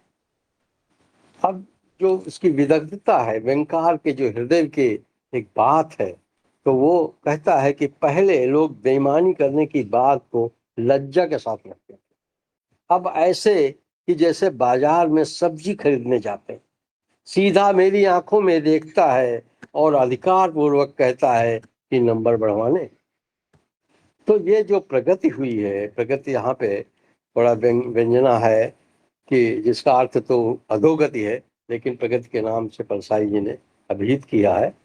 तो वो 10 सालों में जो बिगड़ गई स्थितियाँ, वो संकोचहीनता जो हो गई है, तो वो कह रहे हैं कि ये साहस मुझे डराता है, मैं इंतजार करता हूँ कि कोई थोड़ा संकोच लेकर आए तो मैं कुछ आश्वस्त हो जाऊँ। परसाई जी यहाँ उन मूल्यों की स्थापना करते हैं कि जहाँ पे एक मनुष्य के मनुष्य भाव को बचाने की बात है। जो व्यंग निबंध जरूर है, लेकिन उसकी जो मूल आत्मा है वो कहीं न कहीं मूल्यों के संरक्षण की ओर इंगित करती है। इसी तरह से अब आखिर में कहते हैं कि हमने मान लिया है कि आम सड़कें सब बंद हो गई, उस पर तख्ती लग गई है कि सड़क मरम्मत के लिए बंद है। सालों से ये सड़कें बंद हैं और सब पगडंडियों से जा रहे। दृश्य हमारे सामने है, बहुत कुछ कहने की जरूरत नहीं है। जैसे ही परसाई जी कहते हैं कि चलते चलते पगडंडियों के कांटे और झाड़ियां साफ हो गई, वह सड़कों जैसी चिकनी और चौड़ी हो गई हैं, बेझिझक नंगे पांव इन पर लोग चल रहे हैं। आम सड़क पर चलने वाला अब बेवकूफ या पागल समझा जाएगा, यानी जो ईमानदारी का और संघर्ष का रास्ता है उस पर चलने वाले को अब बेवकूफ या पागल समझा जाता है। आम सड़कें खुल भी जाएं तो लोग उन पर चलने में झिझकेंगे। मरम्मत वाले भी इसलिए ढीले पड़ गए हैं, मगर उपयोग न होने से आम सड़कों पर झाड़ियां और जंगली पौधे उगेंगे और वे ढक जाएंगी। ये आशंका परसाई जी ने जब ये लिखा था लेख, कम से कम मैं समझता हूँ कि 50-60 साल पहले, तो उसके लिहाज से आज देखिए कि जो उनकी आशंका था कि झाड़ियां उगेंगी, जंगली पौधे उगेंगे, ढक जाएंगे, ढक चुकी हैं और अब किसी को आभास ही नहीं है कि यहाँ पे आम सड़कें भी। और आखिर में कि जो पूंजीवाद है, जो बाजारवाद है, किस प्रकार से हावी है कि सफलता के महल का सामने का आम दरवाजा बंद हो गया। कई लोग भीतर घुस गए हैं और उन्होंने कुंडी लगा ली, जिससे उसमें घुसना है वह रुमाल नाक पर रखकर नाबदान में से घुस जाता है। आसपास सुगंधित रुमालों की दुकानें लगी हैं, लोग रुमाल खरीद कर उसे नाक पर रखकर नाबदान में से घुस रहे हैं। कितना एक विभत्सपूर्ण है चित्रण, लेकिन हकीकत है जो हम देखते हैं, लेकिन हम कहने का साहस नहीं जुटा पाते। और अंतिम पंक्तियां जो रूपक गढ़ती हैं, हमें सोचने के मजबूर करती हैं और कहीं न कहीं वो एक व्यंकार का अभीष्ट है। पंक्तियां सुनिए। जिन्हें बदबू ज्यादा आती है और जो सिर्फ मुख्य द्वार से घुसना चाहते हैं, वह खड़े दरवाजे पर सिर मार रहे हैं और उनके कपालों से खून बह रहा है, उनके कपालों से खून बह रहा है। तो ये रचना का सार है और ये जो व्यंकार की चाह है कि बदलाव हो, चाहे इस तरीके से हो, और जिसके पक्ष में व्यंकार खड़ा है, ये पंक्तियां मैं समझता हूँ कि आपके सामने वो इस प्रकार से रख करके रचना का समापन करते हैं। आपने हमको सुना, बहुत बहुत धन्यवाद। बहुत बढ़िया समीक्षक वर्मा जी, आपने समीक्षा की और एक बात कही कि आज जो बाजारवाद है, जो तंत्र आज हम पे हावी हो रहा है और पूंजीवाद ने इस तरह हावी है कि हमारी सफलता के सब दरवाजे बंद कर दिए हैं। ये एक बड़ी चिंता की बात है और इसको हम देख भी रहे हैं। अब अंत में तीसरी रचना जो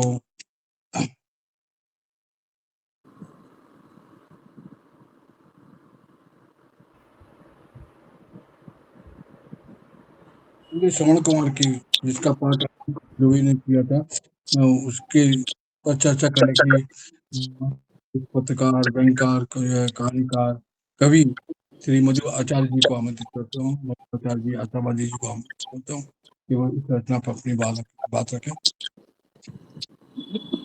मेसी सैनी साहब और रमेश तिवारी जी, राजेंद्र वर्मा जी को और सभी साथियों को बहुत बहुत नमस्कार। राजेंद्र वर्मा जी को बड़े गौर से सुन रहा था, उन्हीं की बात को आगे बढ़ाते हुए ये जो श्रवण कुमार की रचना है उस पर अपनी बात कहना चाहूँगा। दरअसल इसका टाइटल श्रवण कुमार पर है। मैंने इस रचना को पहले भी बहुत पढ़ा है और दोबारा जब रमेश जी ने भेजी तब फिर पढ़ा। तब मैंने इसके केंद्र में श्रवण कुमार को नहीं रखा, मैंने इसके केंद्र में मोर ध्वज को रखा। मोर ध्वज जो चिरने के लिए तैयार रहता है, और मैं उसे आज के राजनीतिक संदर्भों से जोड़कर परसाई जी की उस समय की रचना का मूल्यांकन करने के लिए लगा।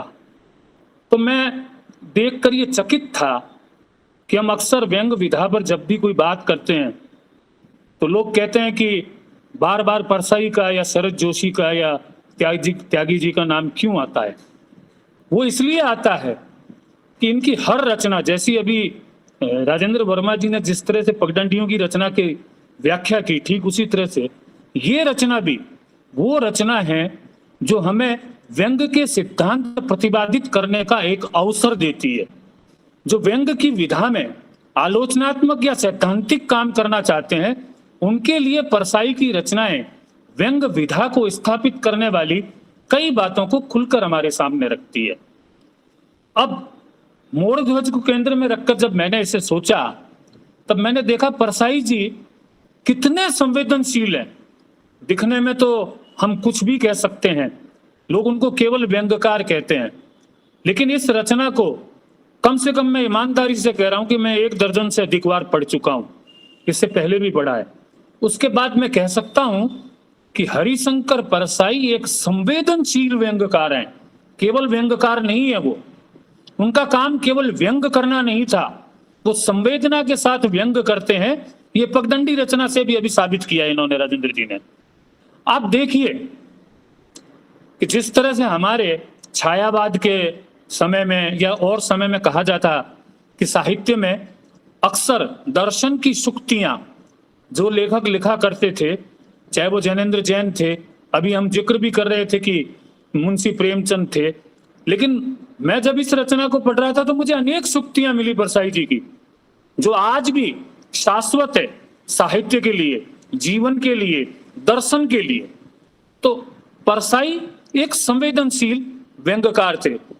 मित्रों, संवेदना के बिना तो मेरा ऐसा मानना है कि केवल कविता नहीं, व्यंग भी नहीं लिखा जा सकता, क्योंकि साहित्य पूरा का पूरा किसी भी चीज का संवेदनात्मक अन्वेषण ही तो है। हम संवेदना से अगर अन्वेषण करते हैं किसी चीज का, तभी जाकर वो साहित्य की श्रेणी में आता है। और परसाई जी कितने संवेदनशील होकर इन विसंगतियों का अन्वेषण करते हैं, कितने प्रहार करते हैं। जैसे सैनी जी कह रहे थे कि उनका व्यंग पहली लाइन से, पहले शब्द से ही शुरू होता है।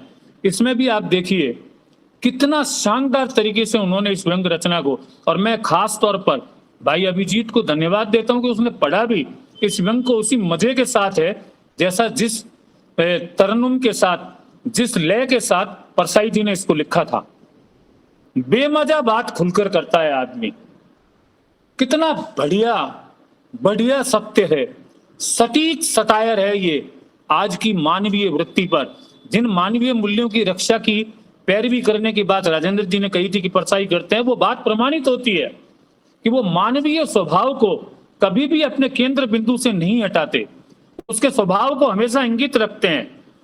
मैं जब इस व्यंग को मोर ध्वज के प्रक्रिया से गुजरते हुए देख रहा था, तब आप देखिए कहानी क्या है कि एक पिता शराब पीते समय अपने बेटे को सोडा लाने के लिए कहता है, वहां से शुरू होती है। और आप देखो कितनी शानदार बात से उन्होंने इस पूरे व्यंग को खोला कि भारतीय पिता क्या चाहता है।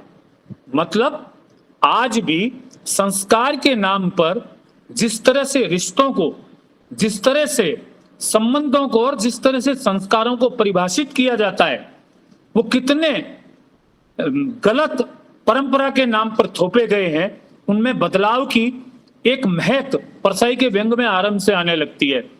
मैं यहां कोट करना चाहूंगा एक बात कि दरअसल परंपरा और रूढ़ी में बड़ा अंतर होता है। रूढ़ी कभी बदली नहीं जाती और परंपरा वो होती है जो कभी स्थायी नहीं रहती।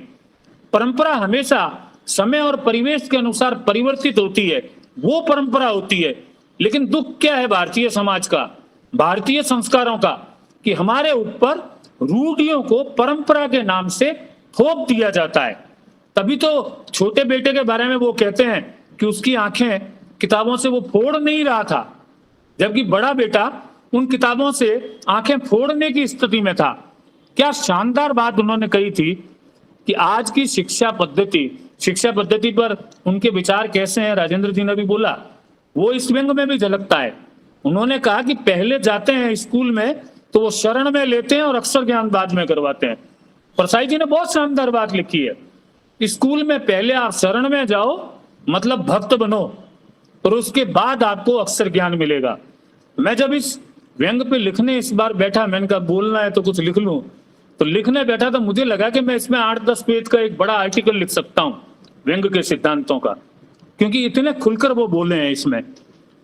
लेकिन एक चीज जो उन्होंने छोटे बच्चे के माध्यम से आरंभ में पैदा की, जो उनके क्लाइमैक्स पर व्यंग के जाके प्रस्फुटित होती है, उन्होंने कहा था कि वो जो छोटा बच्चा है वो अपने आंख को फूटने से बचाता है।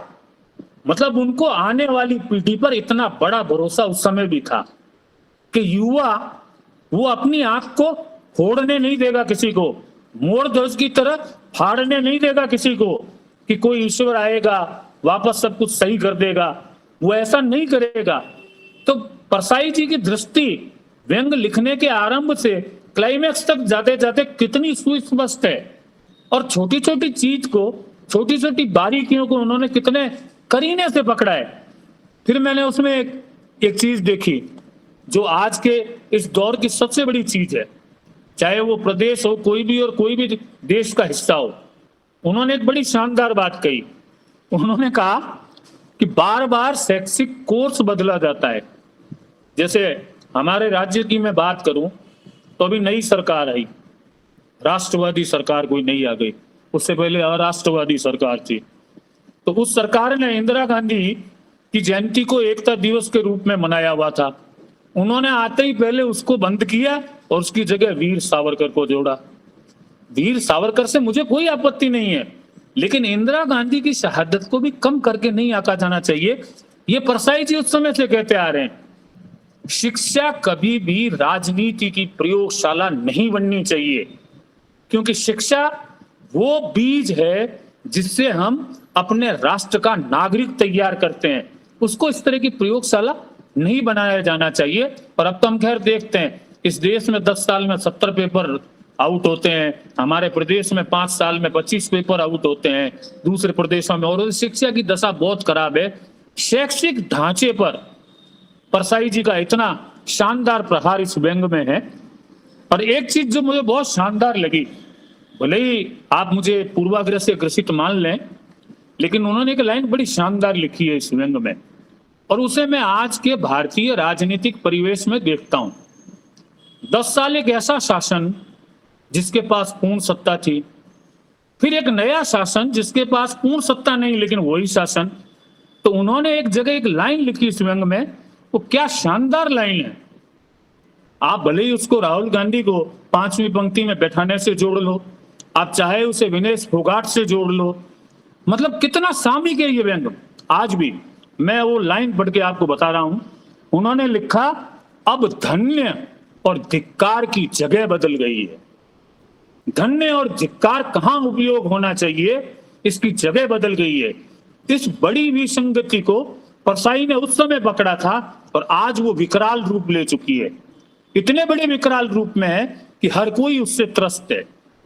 मैं कहना नहीं चाहता, लेकिन कह भी देता हूं कि एक जाति को कोड किया जाता है या मुजरे को कोड किया जाता है या मंगलसूत्र को या भैंस को, इस तरह के जो धन्य और धिक्कार के शब्द अलग अलग हैं।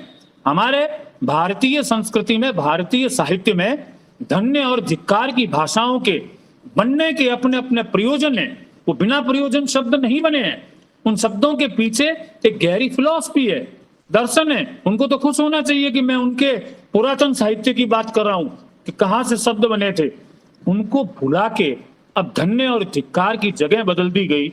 और ये सब काम, मैं फिर कह रहा हूं, बहुत बार बोलता हूं कि चार सत्ताओं के कारण सबसे ज्यादा त्रस्त व्यक्ति रहता है। सत्ताओं का अर्थ केवल एक राज सत्ता नहीं होती। सत्ता एक धर्म की सत्ता, एक राज की सत्ता, एक अर्थ की सत्ता और एक समाज की सत्ता। इन चारों सत्ताओं ने जिस तरह से धन्य और धिक्कार को बदला, उसी का दुष्परिणाम आज का आदमी भुगत रहा है। उसी के कारण आज का आदमी पीड़ित है, उसी के कारण आज का आदमी दुखी है। मैं ज्यादा लंबा हो जाऊंगा, जल्दी जल्दी बोल रहा हूं।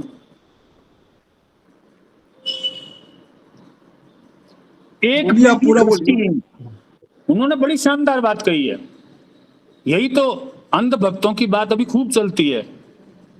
अंधभक्त किस तरह के होते हैं मुझे बताने की जरूरत नहीं, आप सभी वरिष्ठ व्यंग्यकार हैं, अच्छी तरह से जानते हैं कि एक पीढ़ी जो पैदा ही इसलिए है कि वो दूसरी पीढ़ी को ढूंढने के लिए है, उसको अंधा बनाए रखे ताकि वो दूसरी पीढ़ी उसे अपने को उठवा सके, अपना पूरा का पूरा वजन उस पर डालकर खुद जी सके। एक पूरा का पूरा प्रोसेस, पॉलिटिकल प्रोसेस देख लीजिए आप, और चाहे पूरा का पूरा एक आप सोशल प्रोसेस देख लीजिए, यही पूरा का पूरा आज के सिस्टम में चल रहा है। क्योंकि जिस पीढ़ी को खुद को पगडंडियों से अपनी सही राह तलाशनी है, उस पीढ़ी को अंधा बना के उससे केवल बोझा ढोने का काम करवाने का सिलसिला जो हमारे भारतीय समाज, भारतीय राजनीति में भी है, वो वास्तव में चिंताजनक है। और परसाई ने उस समय चिंता व्यक्त की थी। उन्होंने बहुत खुलकर उसमें लाइन भी लिखी है, राजनीति, धर्म, साहित्य सब में इसी तरह की पीढ़ी है जो पीढ़ी खुद अंधी हो गई और अगली पीढ़ी को अंधा बनाकर खुद उस पर चढ़कर बैठी है और अपने लिए कुछ न कुछ तलाश रही है। उन्होंने तो साफ लिखा है, कोई मंत्री पद तलाश रही है, कोई पुरस्कार तलाश रही है। उस पर राजेंद्र वर्मा जी ने अभी काफी कुछ उस रचना में कहा है, मैं वापस उसको रिपीट नहीं करूंगा। अब मैं बात करता हूं श्रवण कुमार की। राजेंद्र जी के लिए तो बड़ा जीवंत विषय होगा, यूपी में तो बहुत इस पे खूब चला है। अभी तो किसी से जाति पूछी जा रही है, किसी से धर्म पूछा जा रहा है, किसी से क्या पूछा जा रहा है, क्या उत्पात किया जाता है। और माफ करें, ये कावड़ केवल अब वहीं तक नहीं रह गई, हमारे राज्यों तक में भी कावड़ आने लग गई है, उसके उसी तरह के प्रोसेस होने लग गए हैं। तो कावड़ इसलिए समसामयिक है क्योंकि सावन कल खत्म होगा, सावन से एक दिन पहले अपनी ये गोष्ठी हो रही है। तो बेचारे श्रवण कुमार करेंगे क्या? श्रवण कुमार जाएंगे कहाँ? इनका बोझा कब तक ढोएंगे? एक झलक उन्होंने अभी चुनावों में दिखाई है कि नहीं, हम बोझा ढोने के लिए तैयार नहीं है। अब भी पूरी तरह से, क्योंकि धन्य और धिक्कार को वो पहचान नहीं पाए हैं। पहचान लेंगे तो फिर सारे के सारे श्रवण कुमार वो नीचे उतार के कावड़ रख देंगे और कह देंगे कि अब हमारे कंधे किसी का बोझा ढोने के लिए नहीं है, हम खुद अपनी राह खुद बनाएंगे और खुद चलेंगे। और सबसे शानदार बात जो मानवीय मूल्यों की रक्षा की राजेंद्र जी ने की थी, कितनी शानदार तरीके से परसाई जी मानवीय मूल्यों की रक्षा करते हैं कि अब विश्वास के आरे से कटने से श्रवण कुमार इनकार करेंगे। मैं इसलिए कहता हूं कि मोर ध्वज इस रचना का मूल केंद्र बिंदु है। और ये रचना बहुत से फलक खोल के हमारे सामने रखती है आज के समाज की विसंगतियों के। और ये सच है कि श्रवण कुमार के कंधे अब दुखने लग गए, लेकिन मुझे इसके साथ अफसोस भी है कि रचनाकारों के या व्यंग्यकारों के कंधे अब भी दुखे नहीं हैं। मुझे नहीं दिखा कहीं भी कि इस तरह के करारे व्यंग, इस तरह के सीधे प्रहार वाले व्यंग क्यों नहीं लिखे जाते। क्यों नहीं लिखने को तैयार होते लोग? आरंभ में कोई कह रहा था कि कौन इसको सहन करेगा, तो लिखने का साहस कर सकता है। हम किसको कह रहे हैं कि कौन साहस करेगा? साहस तो हमें खुद को ही करना होगा। यदि हम महसूस करते हैं कि हमें धन्य मिलना चाहिए था, उसकी जगह धिक्कार मिला है, या हमें ये लगता है कि हमें अंधा बनाकर हमारे पर बोझ लादा गया है, या हमें लगता है कि हमारे पर जबरदस्ती कावड़ रखकर बोझा ढोया जा रहा है, तो हमें ऐसे ही व्यंग लिखने पड़ेंगे। मैं परसाई जी को बहुत बहुत नमन करता हूं कि उन्होंने बहुत शानदार व्यंग विधा को इस हिंदी साहित्य को दिया। उस विधा का इतना फलता फूलता देखकर वास्तव में लगता है कि उसमें परसाई जैसे लोगों की बहुत बड़ी तपस्या है। और मैं तो चाहूंगा कि ये परसाई रमेश तिवारी जी में भी दिखे, राजेंद्र जी में भी दिखे, अभिजीत में भी दिखे, सब मित्रों में दिखे। बहुत बहुत धन्यवाद। बहुत बहुत आभार मधु जी, आपने रचना के अंदर प्रवेश करके जो बात कही है और उसकी जो व्याख्या की है, उसका जो विश्लेषण किया, अद्भुत है। आपने बोला कि रचना के जितने व्यंग के जितने सिद्धांत हैं उसको यह रचना प्रतिपादित करती है। शोध छात्र इस रचना का उपयोग कर सकते हैं। यह रचना में जो सूक्तियां हैं, ये मंत्रों की बात शाश्वत है, और जो विचार है वो पाठक को प्रेरित भी करता है, पढ़ने को प्रेरित करता है, सोचने को मजबूर करता है, और यह भी कहता है कि अब हम लोग कंधे नहीं ढोएंगे, हम कांवड़ नहीं ढोएंगे, और इनकार करने की बात। यही एक प्रेरक रचना भी है, टीका व्यंग भी है, अद्भुत है। और आपने बड़ी अच्छी इसका विश्लेषण करके समीक्षा की है। बहुत बहुत धन्यवाद आपका। और हमारे बीच में कुमार सुरेश जी हैं। कुमार सुरेश जी से आगे करता हूँ, वो अपनी बात रखें। कुमार सुरेश जी।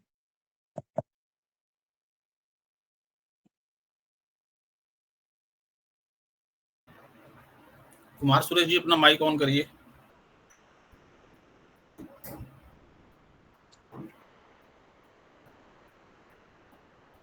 नहीं लगता है वो ऑन नहीं कर पा रहे हैं। अच्छा अच्छा, हाँ हाँ, लेकिन जुड़े हुए हैं। हाँ जुड़े तो हैं कुमार जुड़े सुरेश हैं, जी। तो माइक ऑन नहीं कर पा रहे। हाँ जी। तो मैं डॉक्टर रमेश तिवारी जी से आग्रह करता हूँ कि इन तीन रचनाओं पर अपनी बात रखें। और श्रवण कुमार के तो वो एक्सपर्ट हैं ये चीज है। तो तीनों रचनाओं पर बातचीत करें। बहुत बहुत धन्यवाद। रमेश और तिवारी। बहुत बहुत धन्यवाद सभी मित्रों को नमस्कार। परसाई की जो रचना धर्मिता है, और उसको देखने समझने के लिए मुझे लगता है कि बहुत सी महत्वपूर्ण रचनाएं उन्होंने लिखी हैं। उसमें ये तीनों रचनाएं एक तरीके से जो कालजयी रचनाओं की जो बद्धता है और पक्षधरता है, इसमें बहुत सारी चीजें मैं देखता हूँ। जैसे काफी बातें हुई हैं, तो मैं संक्षेप में एक एक दो बात करूंगा। जैसे ज्यों ही मैं पढ़ता हूँ कि वैष्णव करोड़पति है, तो मुझे परसाई की रचना धर्मिता दिख जाती है। कि ये जो करोड़पति है ना, उनके पीछे का जो एक जो प्रगतिशील अप्रोच है, जो प्रगतिशीलता है, वो बहुत साफ है, बहुत बारीक है। पहली ही लाइन में बहुत निशाना बहुत स्पष्ट है, बहुत साफ साफ है कि हमें कहाँ प्रहार करना है। और यदि कोई आर्थिक रूप से समृद्ध हुआ, तो उसके पीछे की जो फिसलने हैं, कहाँ कहाँ वो फिसल के आगे पहुंचा है। और ये जो फिसलन है, यही फिसलन पगडंडियों का जमाना के आखिर में जाके दिखाई देता है कि सफलता के का जो महल का जो आम प्रवेश द्वार है वो बंद हो चुका है। अद्भुत सामंजस्य है। वहां शुरुआत देखिए कि वैष्णव करोड़पति है, और उसके बाद कैसे वो 2 नंबर के धंधे से और पैसा जुटा रहा है, भगवान से क्या क्या चीजें कर रहा है, कितना छल कर रहा है। और इसी का जब आप पगडंडियों का जमाना देखते हैं, तो वहां देखते हैं कि वो कह रहे हैं कि सफलता का जो राजमहल है, जो महल है सफलता का, उसका प्रवेश द्वार बंद कर दिया गया है और कुछ लोग उसमें घुस गए हैं। यानी जो लोग सफल हो गए हैं वो अंदर जाके कुंडी लगा दिए हैं, ये नहीं चाहते कोई दूसरा सफल हो। ये जो मानवीय जो कमजोरी है उसको भी वो दिखा रहे हैं उस रचना में। और अब आपको सफल होने के लिए, जिसकी ओर वर्मा जी ने इशारा किया कि अब आम सड़क के रास्ते आप सफल होने की गुंजाइश मत करो।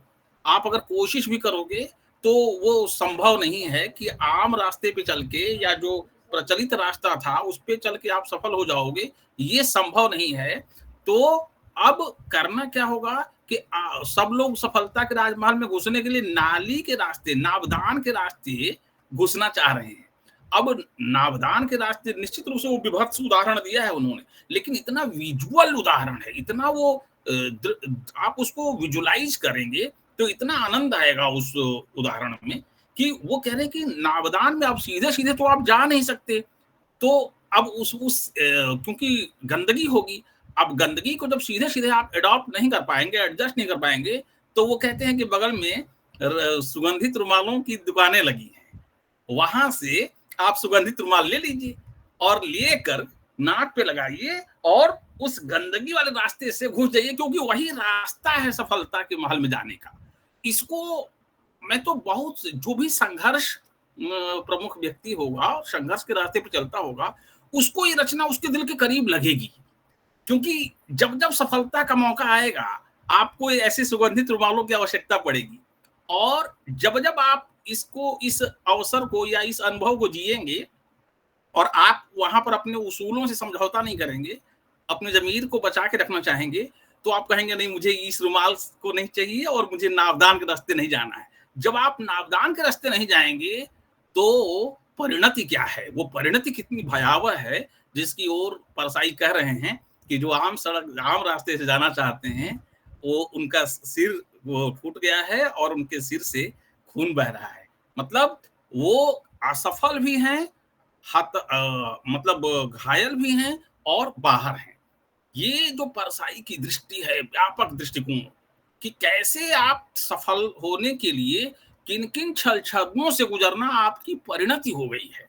और ये केवल, ये तो आखिर की बात है, शुरू से आखिर तक जब आप देखेंगे तो उसमें जो वर्मा ने बताया कि बहुत व्यापक संदर्भों में वो रचना चलती है। शिक्षा व्यवस्था, नौकरी, साहित्य, शिक्षा में जो नंबर बढ़ाने घटाने का खेल और ईमानदारी, बेईमानी, इन सब को लेकर आगे जा करके सफलता और असफलता, जीवन का जो मेन पैमाना है कि कौन कितना सफल रहा और कौन कितना असफल या सार्थक, इस पर ले जाके उस रचना को खत्म करते हैं।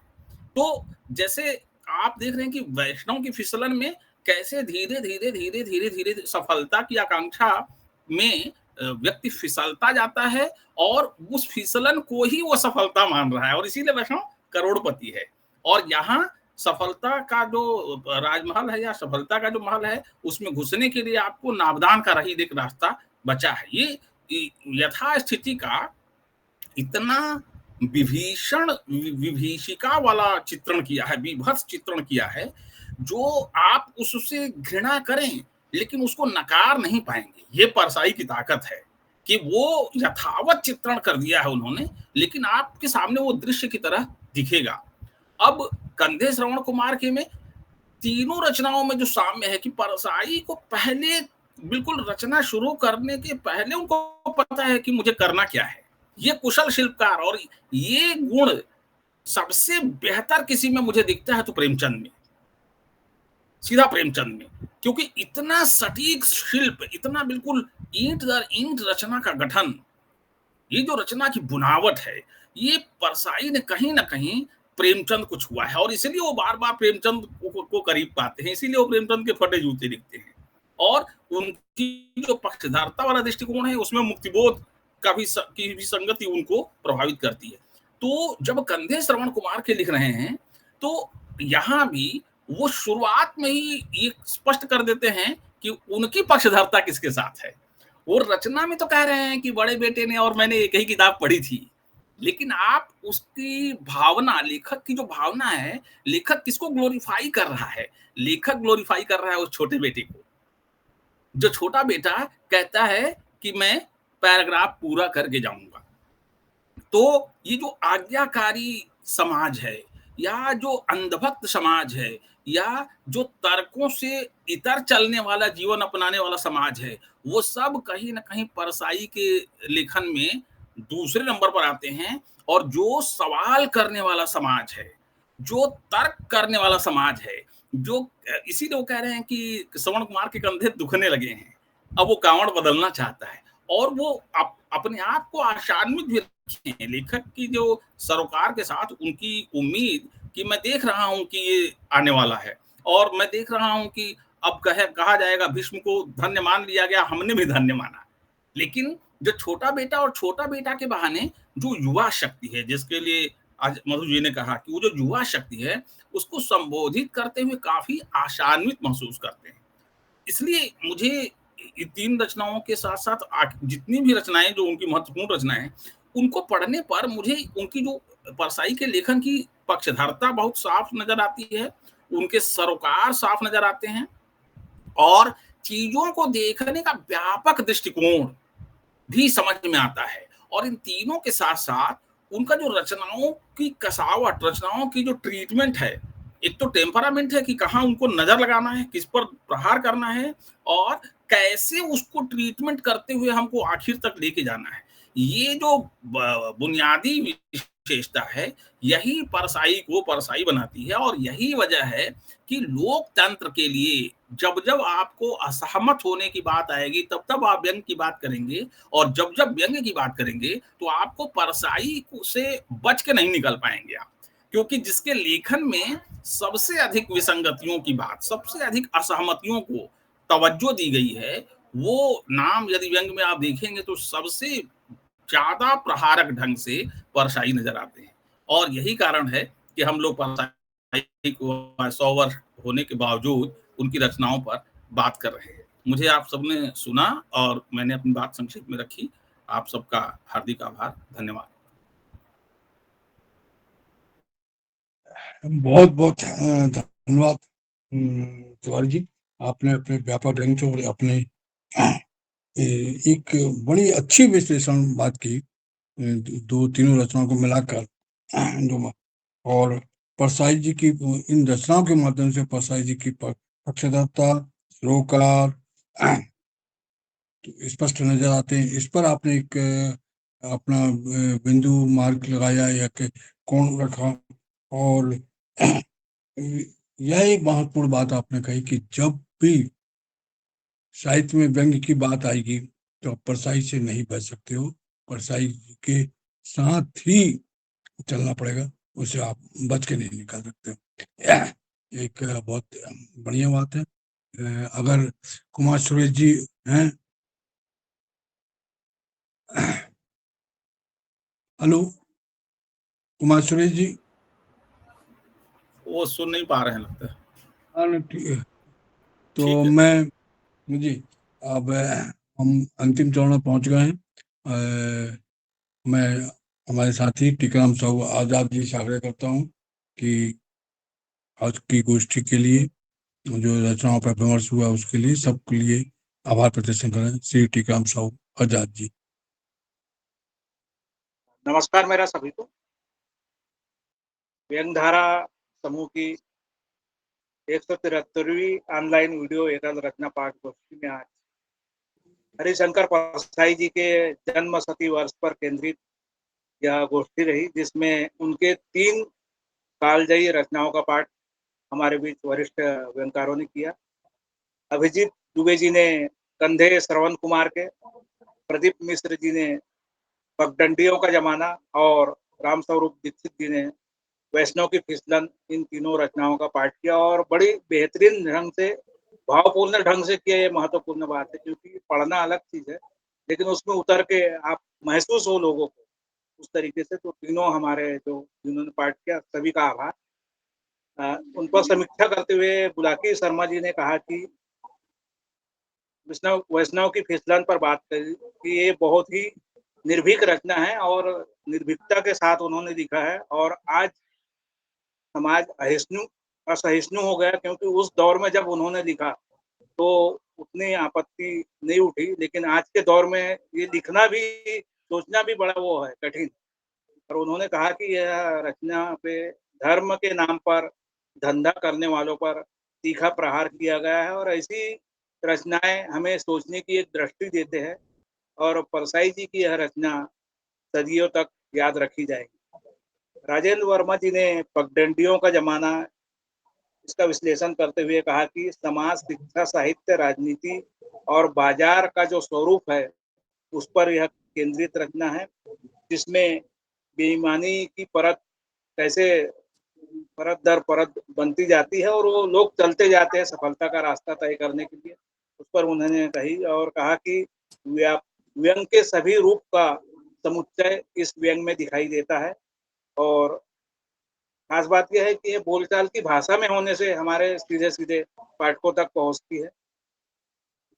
तीसरे हमारे वक्ता मधु आचार्य आशावादी जी ने कहा कि कंधे श्रवण कुमार पर अपनी बात रखी। उन्होंने इस व्यंग का केंद्र बिंदु जो है मोर ध्वज बताया और उन्होंने कहा कि परसाई जी ने शैक्षिक ढांचे पर शानदार ढंग से प्रहार किया है और मानवीय मूल्यों की रक्षा की बात भी इस रचना में कही गई है। डॉक्टर रमेश तिवारी जी ने तीनों रचनाओं को कालजयी बताते हुए कहा कि इन तीनों रचनाओं का स्पष्ट संकेत है कि पक्षधरता साफ दिखाई देती है और किसके पक्ष में खड़े हैं ये तीनों रचनाएं हमें स्पष्ट करती है और खास बात यह है कि परसाई की व्यापक दृष्टि इन तीनों रचनाओं में दिखाई देती है। आप सभी का बहुत बहुत हार्दिक आभार और आज के कार्यक्रम का संचालन जिन्होंने किया श्री रमेश सैनी जी, उनका भी बहुत बहुत हार्दिक आभार।